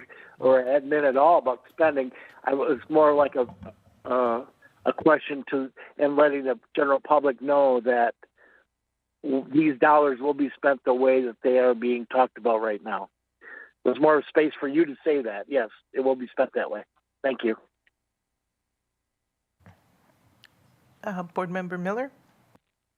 Thank you. Mr. Chady had his hand up too. I don't know if he needed to piggyback. Oh, okay, I wasn't sure. Thank you so much. I'll try to be as concise as possible because I just heard a lot of like really awesome stuff. So first of all, to Board Member Schneider's point, what I keep thinking about, and it just sort of crystallized in my mind this way, is just this is really a message about like build this with us, right? We're saying to the community, build something with us. And we've gone to the community and we've asked for their input, and we've got this beautiful presentation last week that actually put dollar signs on the delineation of the feedback we received. So like we have begun to vision together. We're asking people in this referendum, build this with us. And then I loved what Mr. Hankins just said too, speaking to that accountability piece. We have a strategic plan that is sunsetting in June. And so the accountability to the community, in addition to what Dr. Garrison just shared, is also like you have laid out, the community has laid out with us now, this is what we want to spend our dollars on. This is what this is in service of. And that then can be documented into the strategic plan with metrics. We have already that data dashboard tool and all kinds of, we just heard in the TLE committee tonight, all kinds of like return on investment type metrics already happening. So we can show people qualitatively and quantitatively what their dollars are going to and what results they're yielding, right? So the last point I want to make is just coming back to this email that we received. One of the suggestions was like we need more community partnerships, right? Like we need to partner, and there were great organizations listed. We need to have, I think the terminology was like a bullpen of tutors. Organizations that are doing good stuff attracts good stuff. People want to get on board. We're already going in the right direction. And I think passing a referendum is going to depend on having a question, very much to the points that have been raised by my colleagues tonight, that can get us to the vision that people want to build. If we can deliver right on that vision and ask people to build it together that people have told us that they wanted, people are more likely to roll their sleeves up and say, yeah, cool, I'm excited about this, like, let's build this together. And it's dollars and cents here and there, but at the end of the day, the thing that's gonna get us what our community by and large wants is investments in exactly what we've already talked about, investing in the people who are gonna make it happen. And so again, so I just wanna I really appreciate the comments about trying to find kind of that in-between. I have to just kind of circle back and wholeheartedly support scenario H2 for all of those reasons. Thank you. Mr. Chady? Yeah, real quick, got answers to the questions about the parking pass. And before I answer, some accolades to those viewers or listeners from home or elsewhere because they heard the question and supported some data for us. So we've had 82 parking passes sold here in the 24-25 school year. I believe they're $100 a piece. That may be prorated based upon semester, quarter. Some districts do it differently. In 23-24, we had receipts of $13,800 for parking passes, so about 138-ish. In 22-23, it was $15,400, so about 154, and in 21-22, $18,650, so about 186. So it has been dropping by about 20 or so per year. Fewer students could be a factor in that, but could be other factors too. So just sharing the information that we obtained. Thank you. Yes, and thank you to our astute audience member. Brian Nichols, your hand is up. It is, thank you. So, this kind of relates to Tom's question. So, I agree that, we can't put everything in the question that will let the public know what we need the money, everything that we need the money for. So, but we've heard from the community, we've heard from the BEA, we've heard from us that we've got to be more specific when we start, So my question is, how soon can we get a somewhat detailed list of our true wants and needs mostly, so that we can hit the ground running in February? Well, April too, afterwards. But let's start with February, and because I think that's going to be, I think that's the thing that's been missing in the prior years, and that's what the public. Again, I'm not going to be redundant because I already am. So anyway, We will put this information together. I mean, again, in our presentation, we did lay out like some thoughts and some ideas and what it would cost and what we would do and where the money would be spent. The details around that could be also displayed and put out around what it will be done, what we will do, and how it will be, what will be done, how will we do it, and what will be spent. Based off of, and not to say we got to put the cart before the horse, but we also have to land in how much we're going to put toward those buckets, right? And so I know we've been in the middle between 1.669 million. One point, of course, we brought back the 1.69 million conversation, and of course, we brought back the 734 conversation tonight. And so that having that information helps us determine those next steps. With that being stated, I do have to ask Mr. Hankins, if you're still on and if you're able to chime in, of the scenarios from yesterday and of course the 2 additional today, are you leaning towards a specific scenario, sir? Thank you for, unfortunately, Wi-Fi is like a cornstalk out here. I can't get it very often. But to tell you the truth, I've started before I left and listened to Mr. Schneider on, I think it was HN. It was H2. I knew before I left what they were, but I really don't want, without even being able to look at them specifically. I think it was Mr. Schneider, which one did you weigh in on that you were in favor of, if I may ask you that? It was H2. H2. To me, just audio, listening audio, that's where I will say that I'm at right now. And again, I preface that by saying that I don't have all the facts and figures in front of me, but I believe that's where I'm at. Thank you. Thank you. And so, board, we did allocate specific time for this, and I wanted to make sure you all know that I have reached that time. But I also wanted to make sure you all are okay with continuing the conversation if we need to. Yes, I am okay. I'd like to weigh in, and I don't want to give Mr. Chady a heart attack. So I'm going to preface it with, I appreciate your good health. So I did have a question from a constituent this afternoon, and so it was a very good question. And it was, okay, Tia, so you've got these different mill rates and you want mill rate stability. What does that mean for me and my taxes that I have to pay? And I thought, well, that's a really good question, because that's what probably most of our constituents are wondering.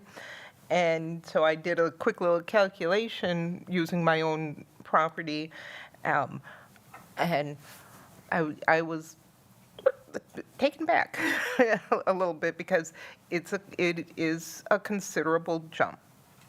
But then I also remembered, wait a minute, there is the mill rate and then there's the net mill rate.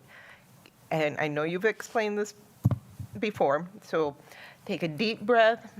Sure. say, okay, I'm a patient person, and I'm going to explain this again at a fifth grader's level. Why have we not been paying the full mill rate? And is there any projections as to what the net mill rate will be in the future?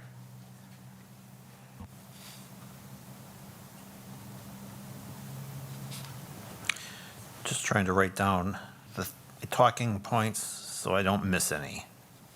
That helps me. So let's begin. So the average property, if I remember correctly, I reached out to Eric Miller, counterpart with the city of Beloit, and I believe he told me that the average residential property value was around $157,400, if I recall correctly. But in front of me, I've got the budget model that bases things on $100,000 of value. So we're just going to use that for simplistic terms. So the model I've got open uses 734 as the mill rate, so I'm going to speak to that. Not that it can't be anything else, and if needed, I can pull up the differences. So in the current year, the owner of a $100,000 home would be taxed at approximately $192 gross, the gross value from the school district.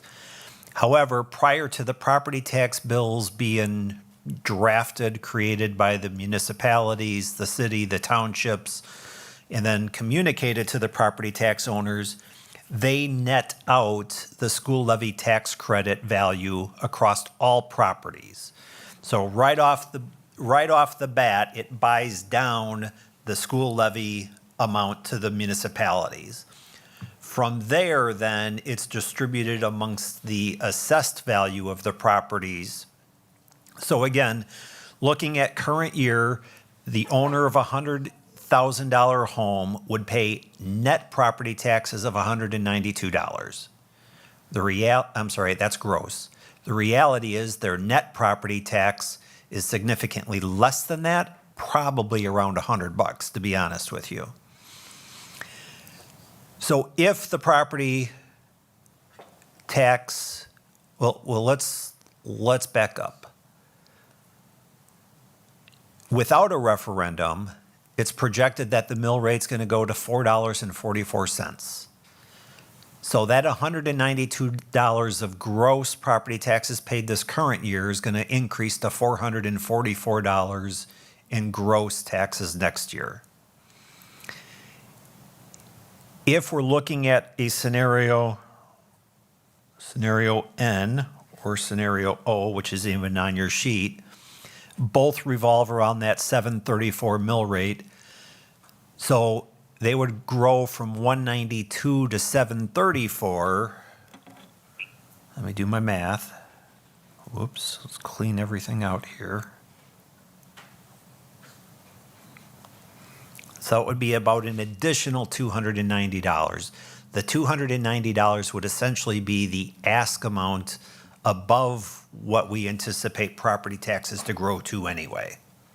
So it's going to go up to that 444.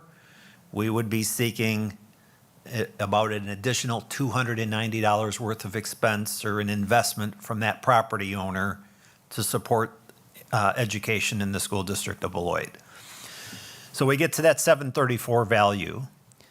But as I look at the history on that same $100,000 property, back in the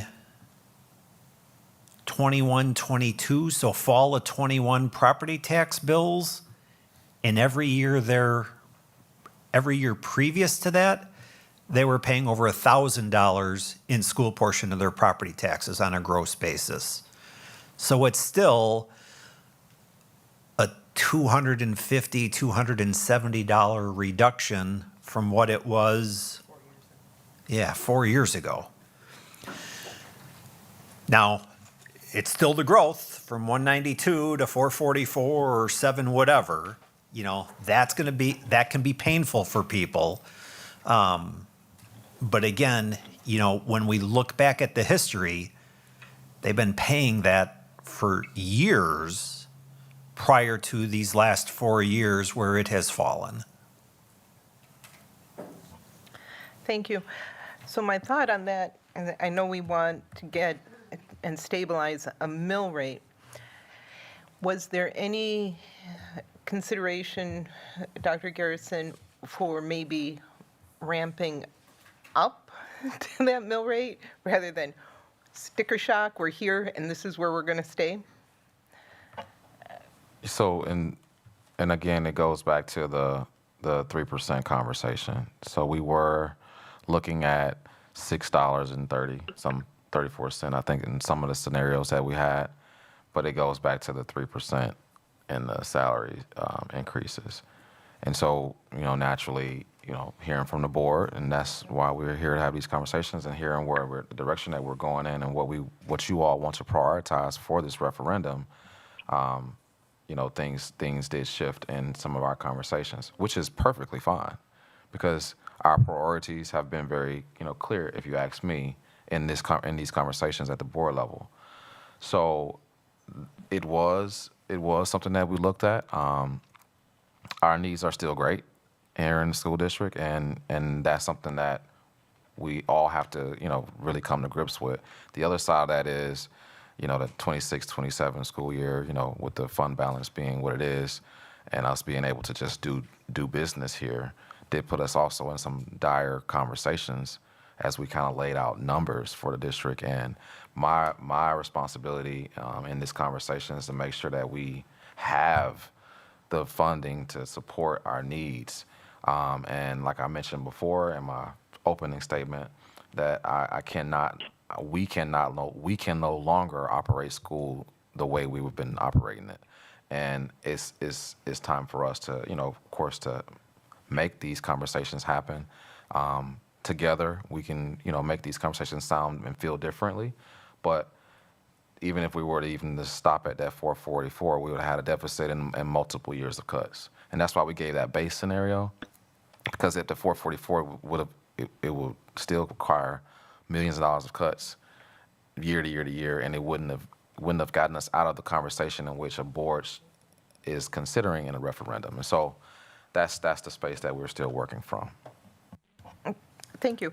And I'm sure you understand my personal belief. Every dollar invested in education is 100% worth its investment, as long as we're spending our dollars well and wisely. And I believe that that investment, it's not just this year, next year, it's 10, 15, 20 years down the line that it's a wise investment. Were there any last questions or comments from board members before we move on? Mr. Hankins, did you want to have anything else to add? No, I appreciate you guys working with me on this situation. I think you kind of said it.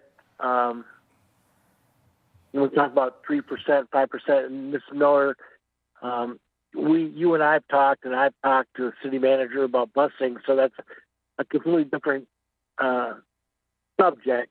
So, and the EV thing went away. So, anyways, those are different subjects that need to be had, and no, I'm good. Thank you for putting up with me from being far away. Thank you. Bye. I'll stay on. Bye. Oh, no, I thank you, Mr. Hankins. I appreciate you joining us from Nebraska. Dr. Garrison. So where we are now is I need to, from a language perspective, kind of lay out the Thursday's conversation based off of what I'm hearing from the board. From I hate to say consensus, but from a consensus space, it seems as if H2 is the most preferred scenario. Knowing that everything that we do, there's been conversations around all of this for everybody. And so I would like the board to give one more rip around that. And of course, the 3-year, 4-year conversation, since we do have Mr. Hankins on, I would like to hear him in his space around the 3 or the 4-year space. And that'll give me what I would need to prepare for a vote on Thursday's conversation for the board. So, if you don't mind, Mr. Hankins, do you prefer a 3 or 4? No, Sure. Do you prefer a 3 or 4 thank year? you, Dr. Garrison. I'm everything's fluid, right? So I'm all for a 3-year. I don't want to extend us out very much further. Okay, thank A you. lot of things could happen in the next, actually in the next year. But yes, 3 years rather than 4. Thank you. So overall, we are landing in that 3-year space. And then unless there's any other conversations from the scenario perspective, H2, one last whip around there. Any questions about that? Scenario being what we bring forward and the revenue limit increase to the board for a vote on Thursday.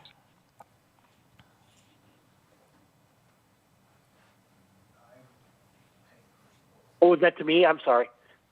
No, I'm not for good. action tonight. If you bring that to a vote, I'll be there. And yes, I'll vote.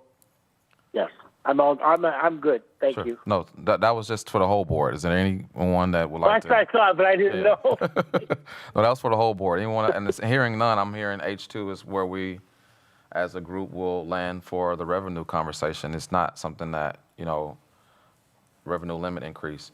And please note that in the new and additional space, we will focus in the behavioral and academics bucket, because that was what was decided yesterday as well when we did the whip around amongst everyone. So I just want to make sure everyone is aware of kind of where we're going.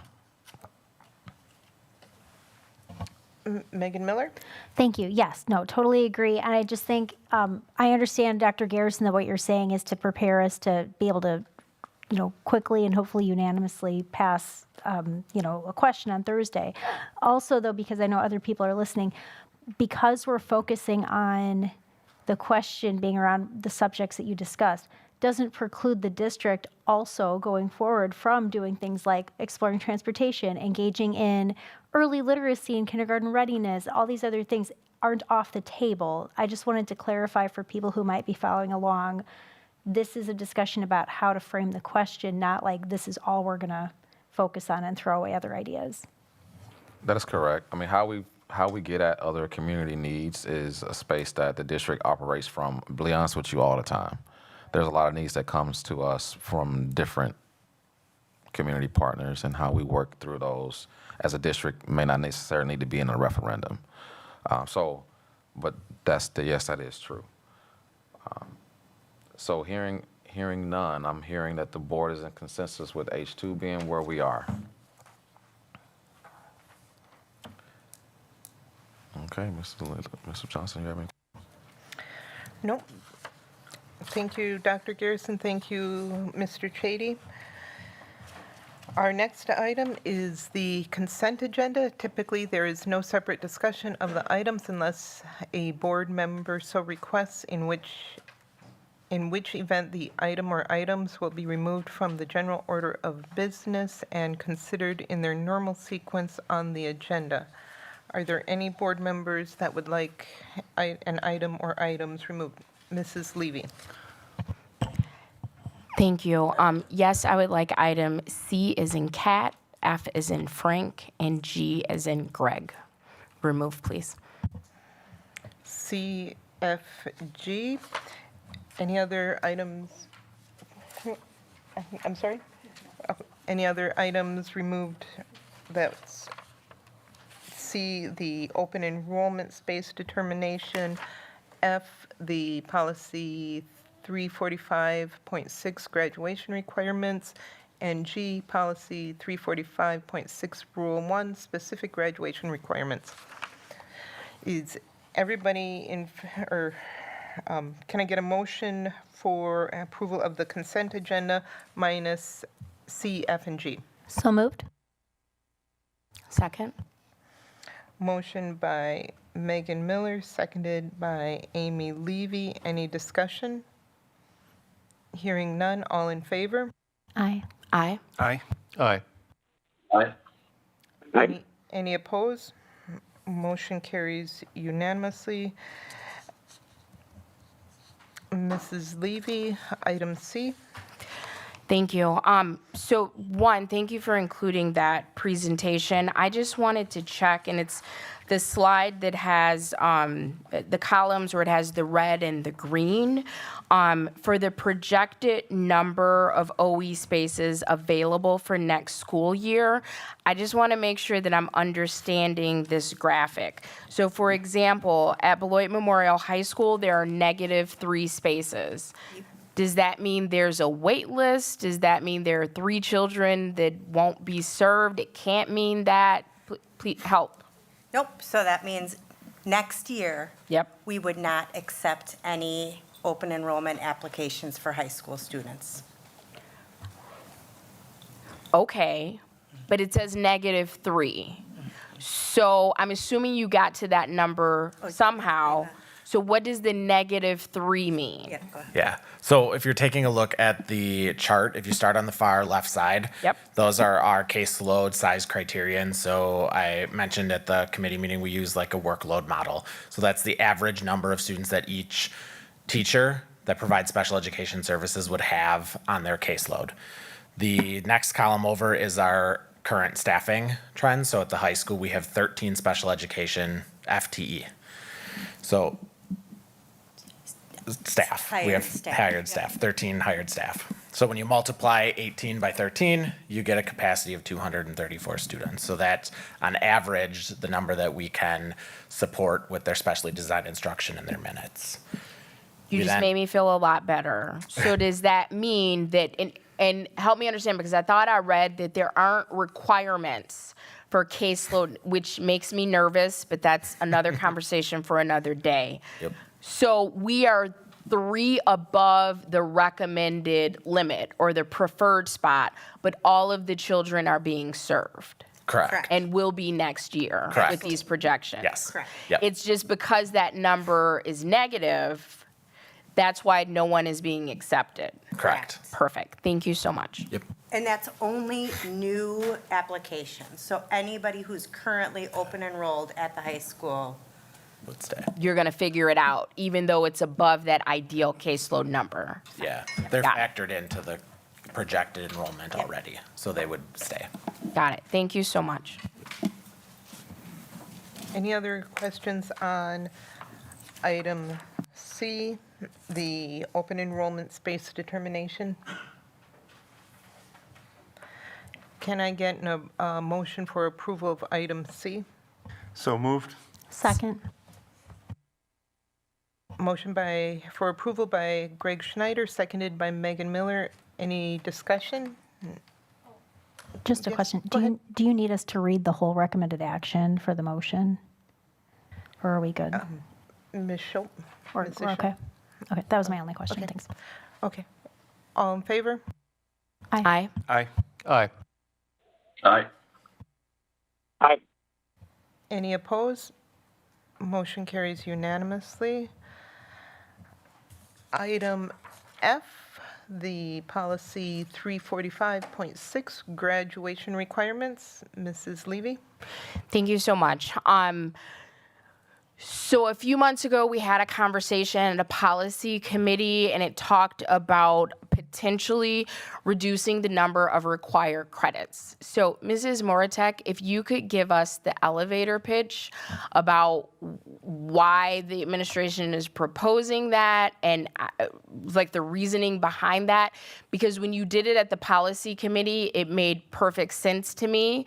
And I am concerned that some of us may be equating a higher number of required credits for graduation with like a better quality product with respect to the education that we are giving our children. And if you could help us explain that correlation is not necessarily the thing. I think this is important enough that the full board should hear the explanation, and then we can decide if we want to keep things as they are or if we are comfortable moving forward with the administration's original proposal. Thank you. Sure. So originally, we were looking at our work in the academies model and capstone projects and things like that. And then it also, so there's that piece. There was also aligning to the state standards, graduation credits, some of those changes to make sure that the policy had that. And then also in looking across the state and doing a study of the number of credits that districts are requiring our graduates. And the DPI requires in our core classes a certain number of credits and then a recommended number of electives. And we are well over the recommended, and even the electives, there are districts that go under the recommended. So there's the required and then there's the recommended for electives.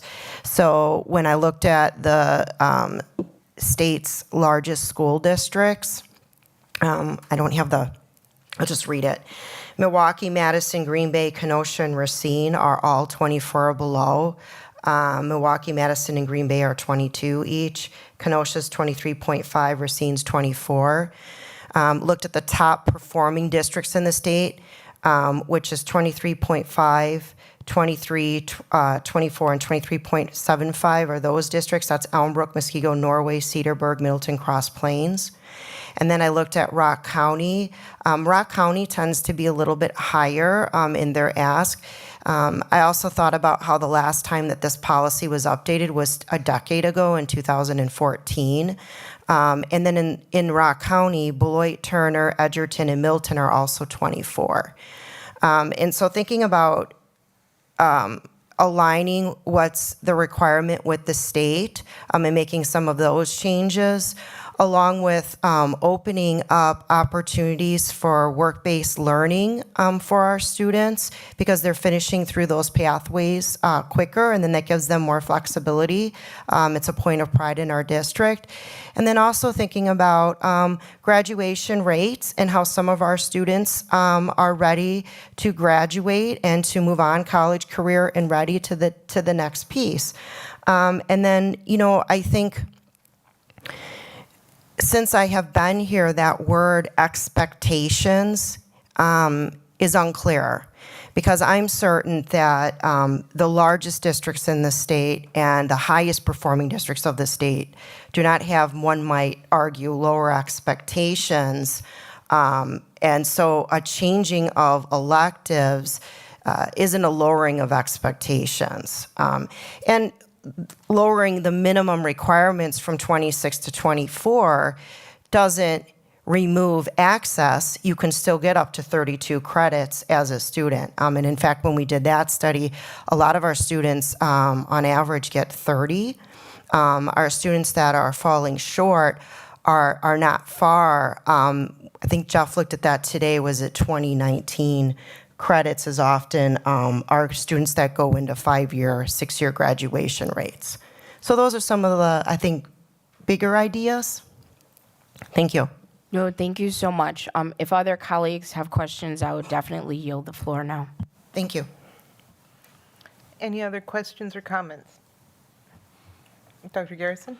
Yes, when we was thinking about this about actually 2 years ago when we were first kind of starting to look at graduation requirements, and then of course bringing it to the board for this year, moving from 26 to 24. I just want to make sure we reiterate that it's not an academic achievement space. We are looking at what gives us access on more for our students as well. We know that we have a large population that works with us through whether it's be Fresh Start as well, and also through our BLA conversations. And so we have a wide variety of different needs here in our school district.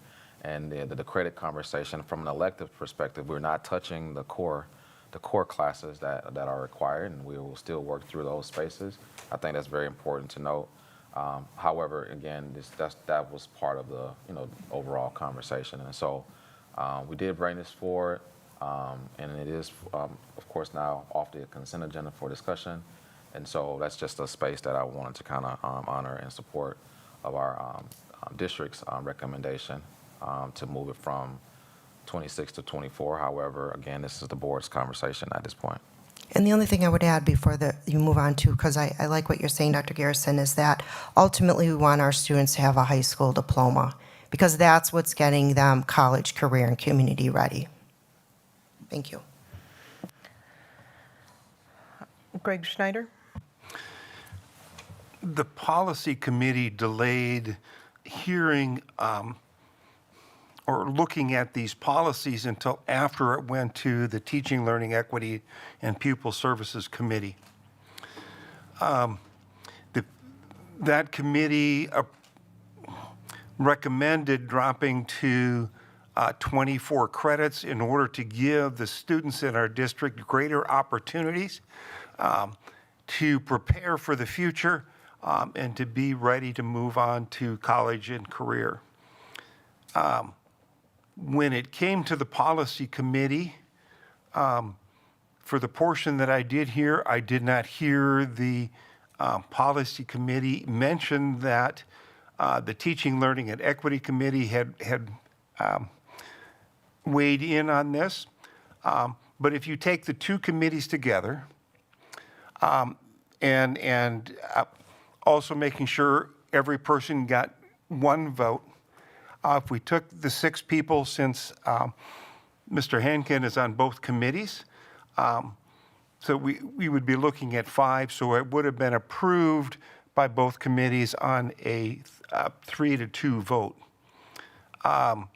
So again, it's not lowering expectations, it's providing opportunities for students and give them that opportunity to grow and to advance in their careers. Thank you. Brian Nichols? Thank you, Board President Johnson. So, Greg, you're correct, and it did come to the policy committee last week, and we, as from the very beginning, when I actually moved it to the recommended it move to your committee first, I did address this as I did the other night. As Mrs. Moortek just agreed, I mentioned too, about Rock County tends to be higher. Well, if you take Beloit, Turner, Clinton, Edgerton, Evansville, Janesville, Milton, and Parkview, and the Lincoln Academy, which is a public charter school in our county, they're at 25.5 average, and we're at 26, so we're not out of the realm. Evansville, for example, is at 28. At Janesville is at 26.5, and we're at 26. And Parkview, where Board Member Miller teaches, is at 26. So I hear what everybody says, but at the end of the day, we're talking about getting people graduated quicker so they can get on with their career. Well, that extra 2 credits may be the one thing that changes the career path that they choose. They could take an elective course that they may have not had the opportunity to take if they graduated with 24, and they could move on to do something even more beneficial to their life and the community and support the community. So I believe that that's going backwards, not going forwards, by going from 26 to 20. It is backwards. So that's where I'm coming from. Thank you. Megan Miller? Thank you so much. I originally was just going to comment that since, we're tasked often with, we have all these decisions we make and have all these different perspectives, but really what it comes down to is our job is to advocate for what's best for children. And all of what we've heard our administration present is centered around the needs of students. Since Vice President Nichols just brought up, I love your comments, by the way, about how one class can really make a difference in the trajectory of somebody's life. completely resonates with me, and I appreciate that very much. So in addition to, I just want to add perspective to that. One of the realities as we talk about like behavior management and classroom management, I've experienced in my more than 10 years as a teacher, times where you got to check a box, and scheduling is a bear. Ask anybody who's ever worked in public education. Scheduling is like a 4-letter word.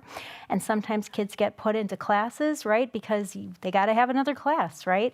And so that can be not only problematic for that student, because it deteriorates their experience and relationship with the school, but it's really problematic for teachers to try to teach a class where you've got a handful of kids who are really passionate about that elective and others who are there because they have to be there.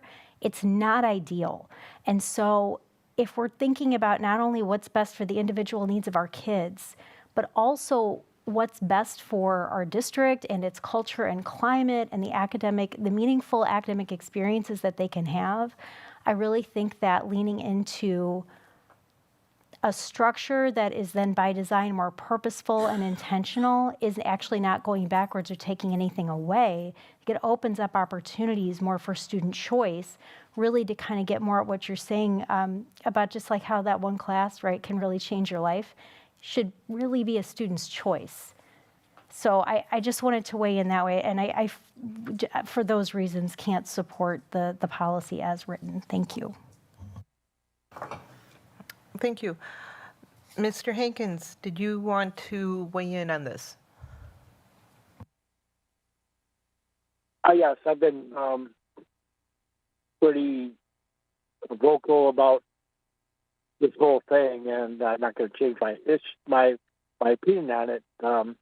Ms. Moratek is quick to note that the top tier do this and do that. I wonder what the bottom tier do, where we are at, and what do they want. And I totally agree with not taking our say. The two credits.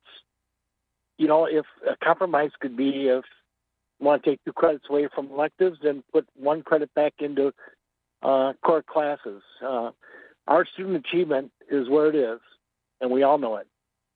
And we need to start supplementing that and not worrying about the other part. The high achievers are the high achievers. They're going to do well. I just don't see this as being a positive step in the right direction. Thank you. Thank you. Mr. Anderson? Did you want to weigh in? Yeah, so I think, at first I would challenge Ms. Moratek's goal of we want to get these children a diploma. That's not my goal. I think I want to have these children life ready, whether it's career, college, whatever's next for them after high school. I think if we've prepared them, by default, that will come with a diploma, because if you've done all the right things, you're probably going to get a diploma. The reality is I think we have students getting diplomas that can't read and write, that have a GPA under 1. And if that's the measure of success is getting a diploma, then let's hand them out the first day of freshman class, and then everybody graduates. So my point is, I don't want to lessen the standards. Let's instead try to understand that the kids in this district are capable. What they need is the support. And when we're talking about tonight referendum and how do we support the students, that's what we're talking about. We're talking about how do we support the students to succeed in the district. And I think lowering, credit standards is absolutely a backward step. So I would support the policy as presented. Hear, hear. Thank you, Mr. Anderson. I will weigh in on this. Almost 4 years ago, when I took a middle school teaching position here in the district, I had the pleasure of being trained by an exquisite educator. Unfortunately, the training was not long, and not long enough at all, but this educator inspired the students. This educator had enthusiasm and energy, and I watched this educator and realized that's the type of teacher I want to be. I want all of our students to have that opportunity, to have that high-level quality educator in front of them, teaching them something they are passionate about with the love and the compassion that this person had. And I really think that that is what we need to focus on. We are performing poorly. And it's an unfortunate reality. It's something we are trying to get better at, and it's something we are trying to hold ourselves accountable for. Nobody's attacking anyone. It's just the reality of our situation. There are some benefits to having fewer credits. Perhaps we need fewer teachers if there are fewer credits.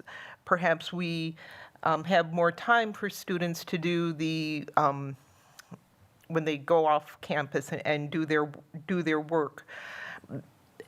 There's even drawbacks to that. If they're going off campus and doing outside work, who's holding them accountable? I would hope that they are holding themselves accountable. If they're not going off campus and taking a job outside of the district, what are they doing then? Those 2 class periods, are they in a study hall? Are they who's holding them accountable? I agree, just because somebody has a diploma does not mean they are college ready, nor does it mean that they are career ready. That is our goal, our district goal. We want to say, yes, you have a Beloit Memorial Purple Knight diploma. You are A1, you are good to go. This is unfortunate, the timing of this question. I don't think our constituents will say, hey, that's the right direction we're going. At the same time, we're asking them money to recruit and find these high-quality educators and keep them here. I think that this is not the right direction. Unfortunately, not now, not ever, but especially not now when we're going to say, please, we need more money because we want to get better. I would rather see students in classes. I graduated with, at the time, the requirement was 27 credits that we had to have. You know what? It's not difficult. Take some classes, some electives. Expand your knowledge into areas that you don't know. I took a sewing class. Guess what? I can't sew. I learned something about myself there. It's okay. I'm not in favor of this. I will entertain a motion. I move that we approve Rule 345-6 as written, as shown on the first reading. Do you mind adding both of I second. Correction.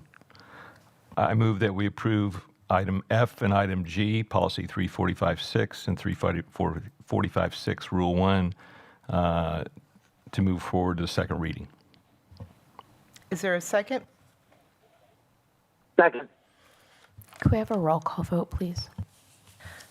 And before we have the roll call vote, so the motion is by Brian Nichols, seconded by Tom Hankins, and if I am correct, that's the approval of policy 345.6 and 345.6 Rule 1. That is correct. Okay, thank you. Any discussion? And seeing and hearing none. Oh, I'm sorry, Mrs. Miller?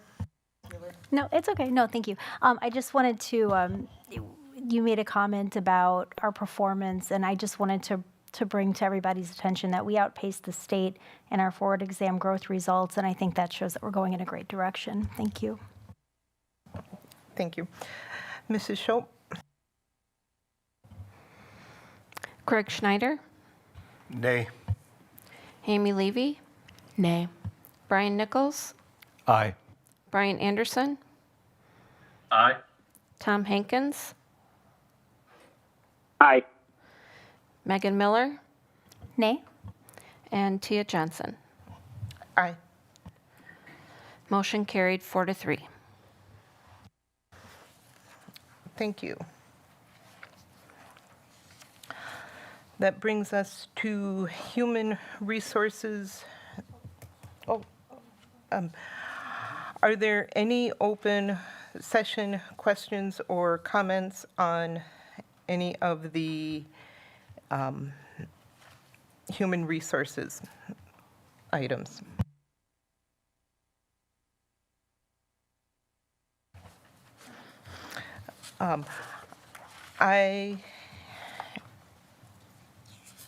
One of the items we are going to discuss in closed session is administrator contracts. At this point, I am leaning towards a 1-year extension, not a 2-year extension. Last year, the board, when we were uncertain about the referendum of last year, the board voted to extend 1 year.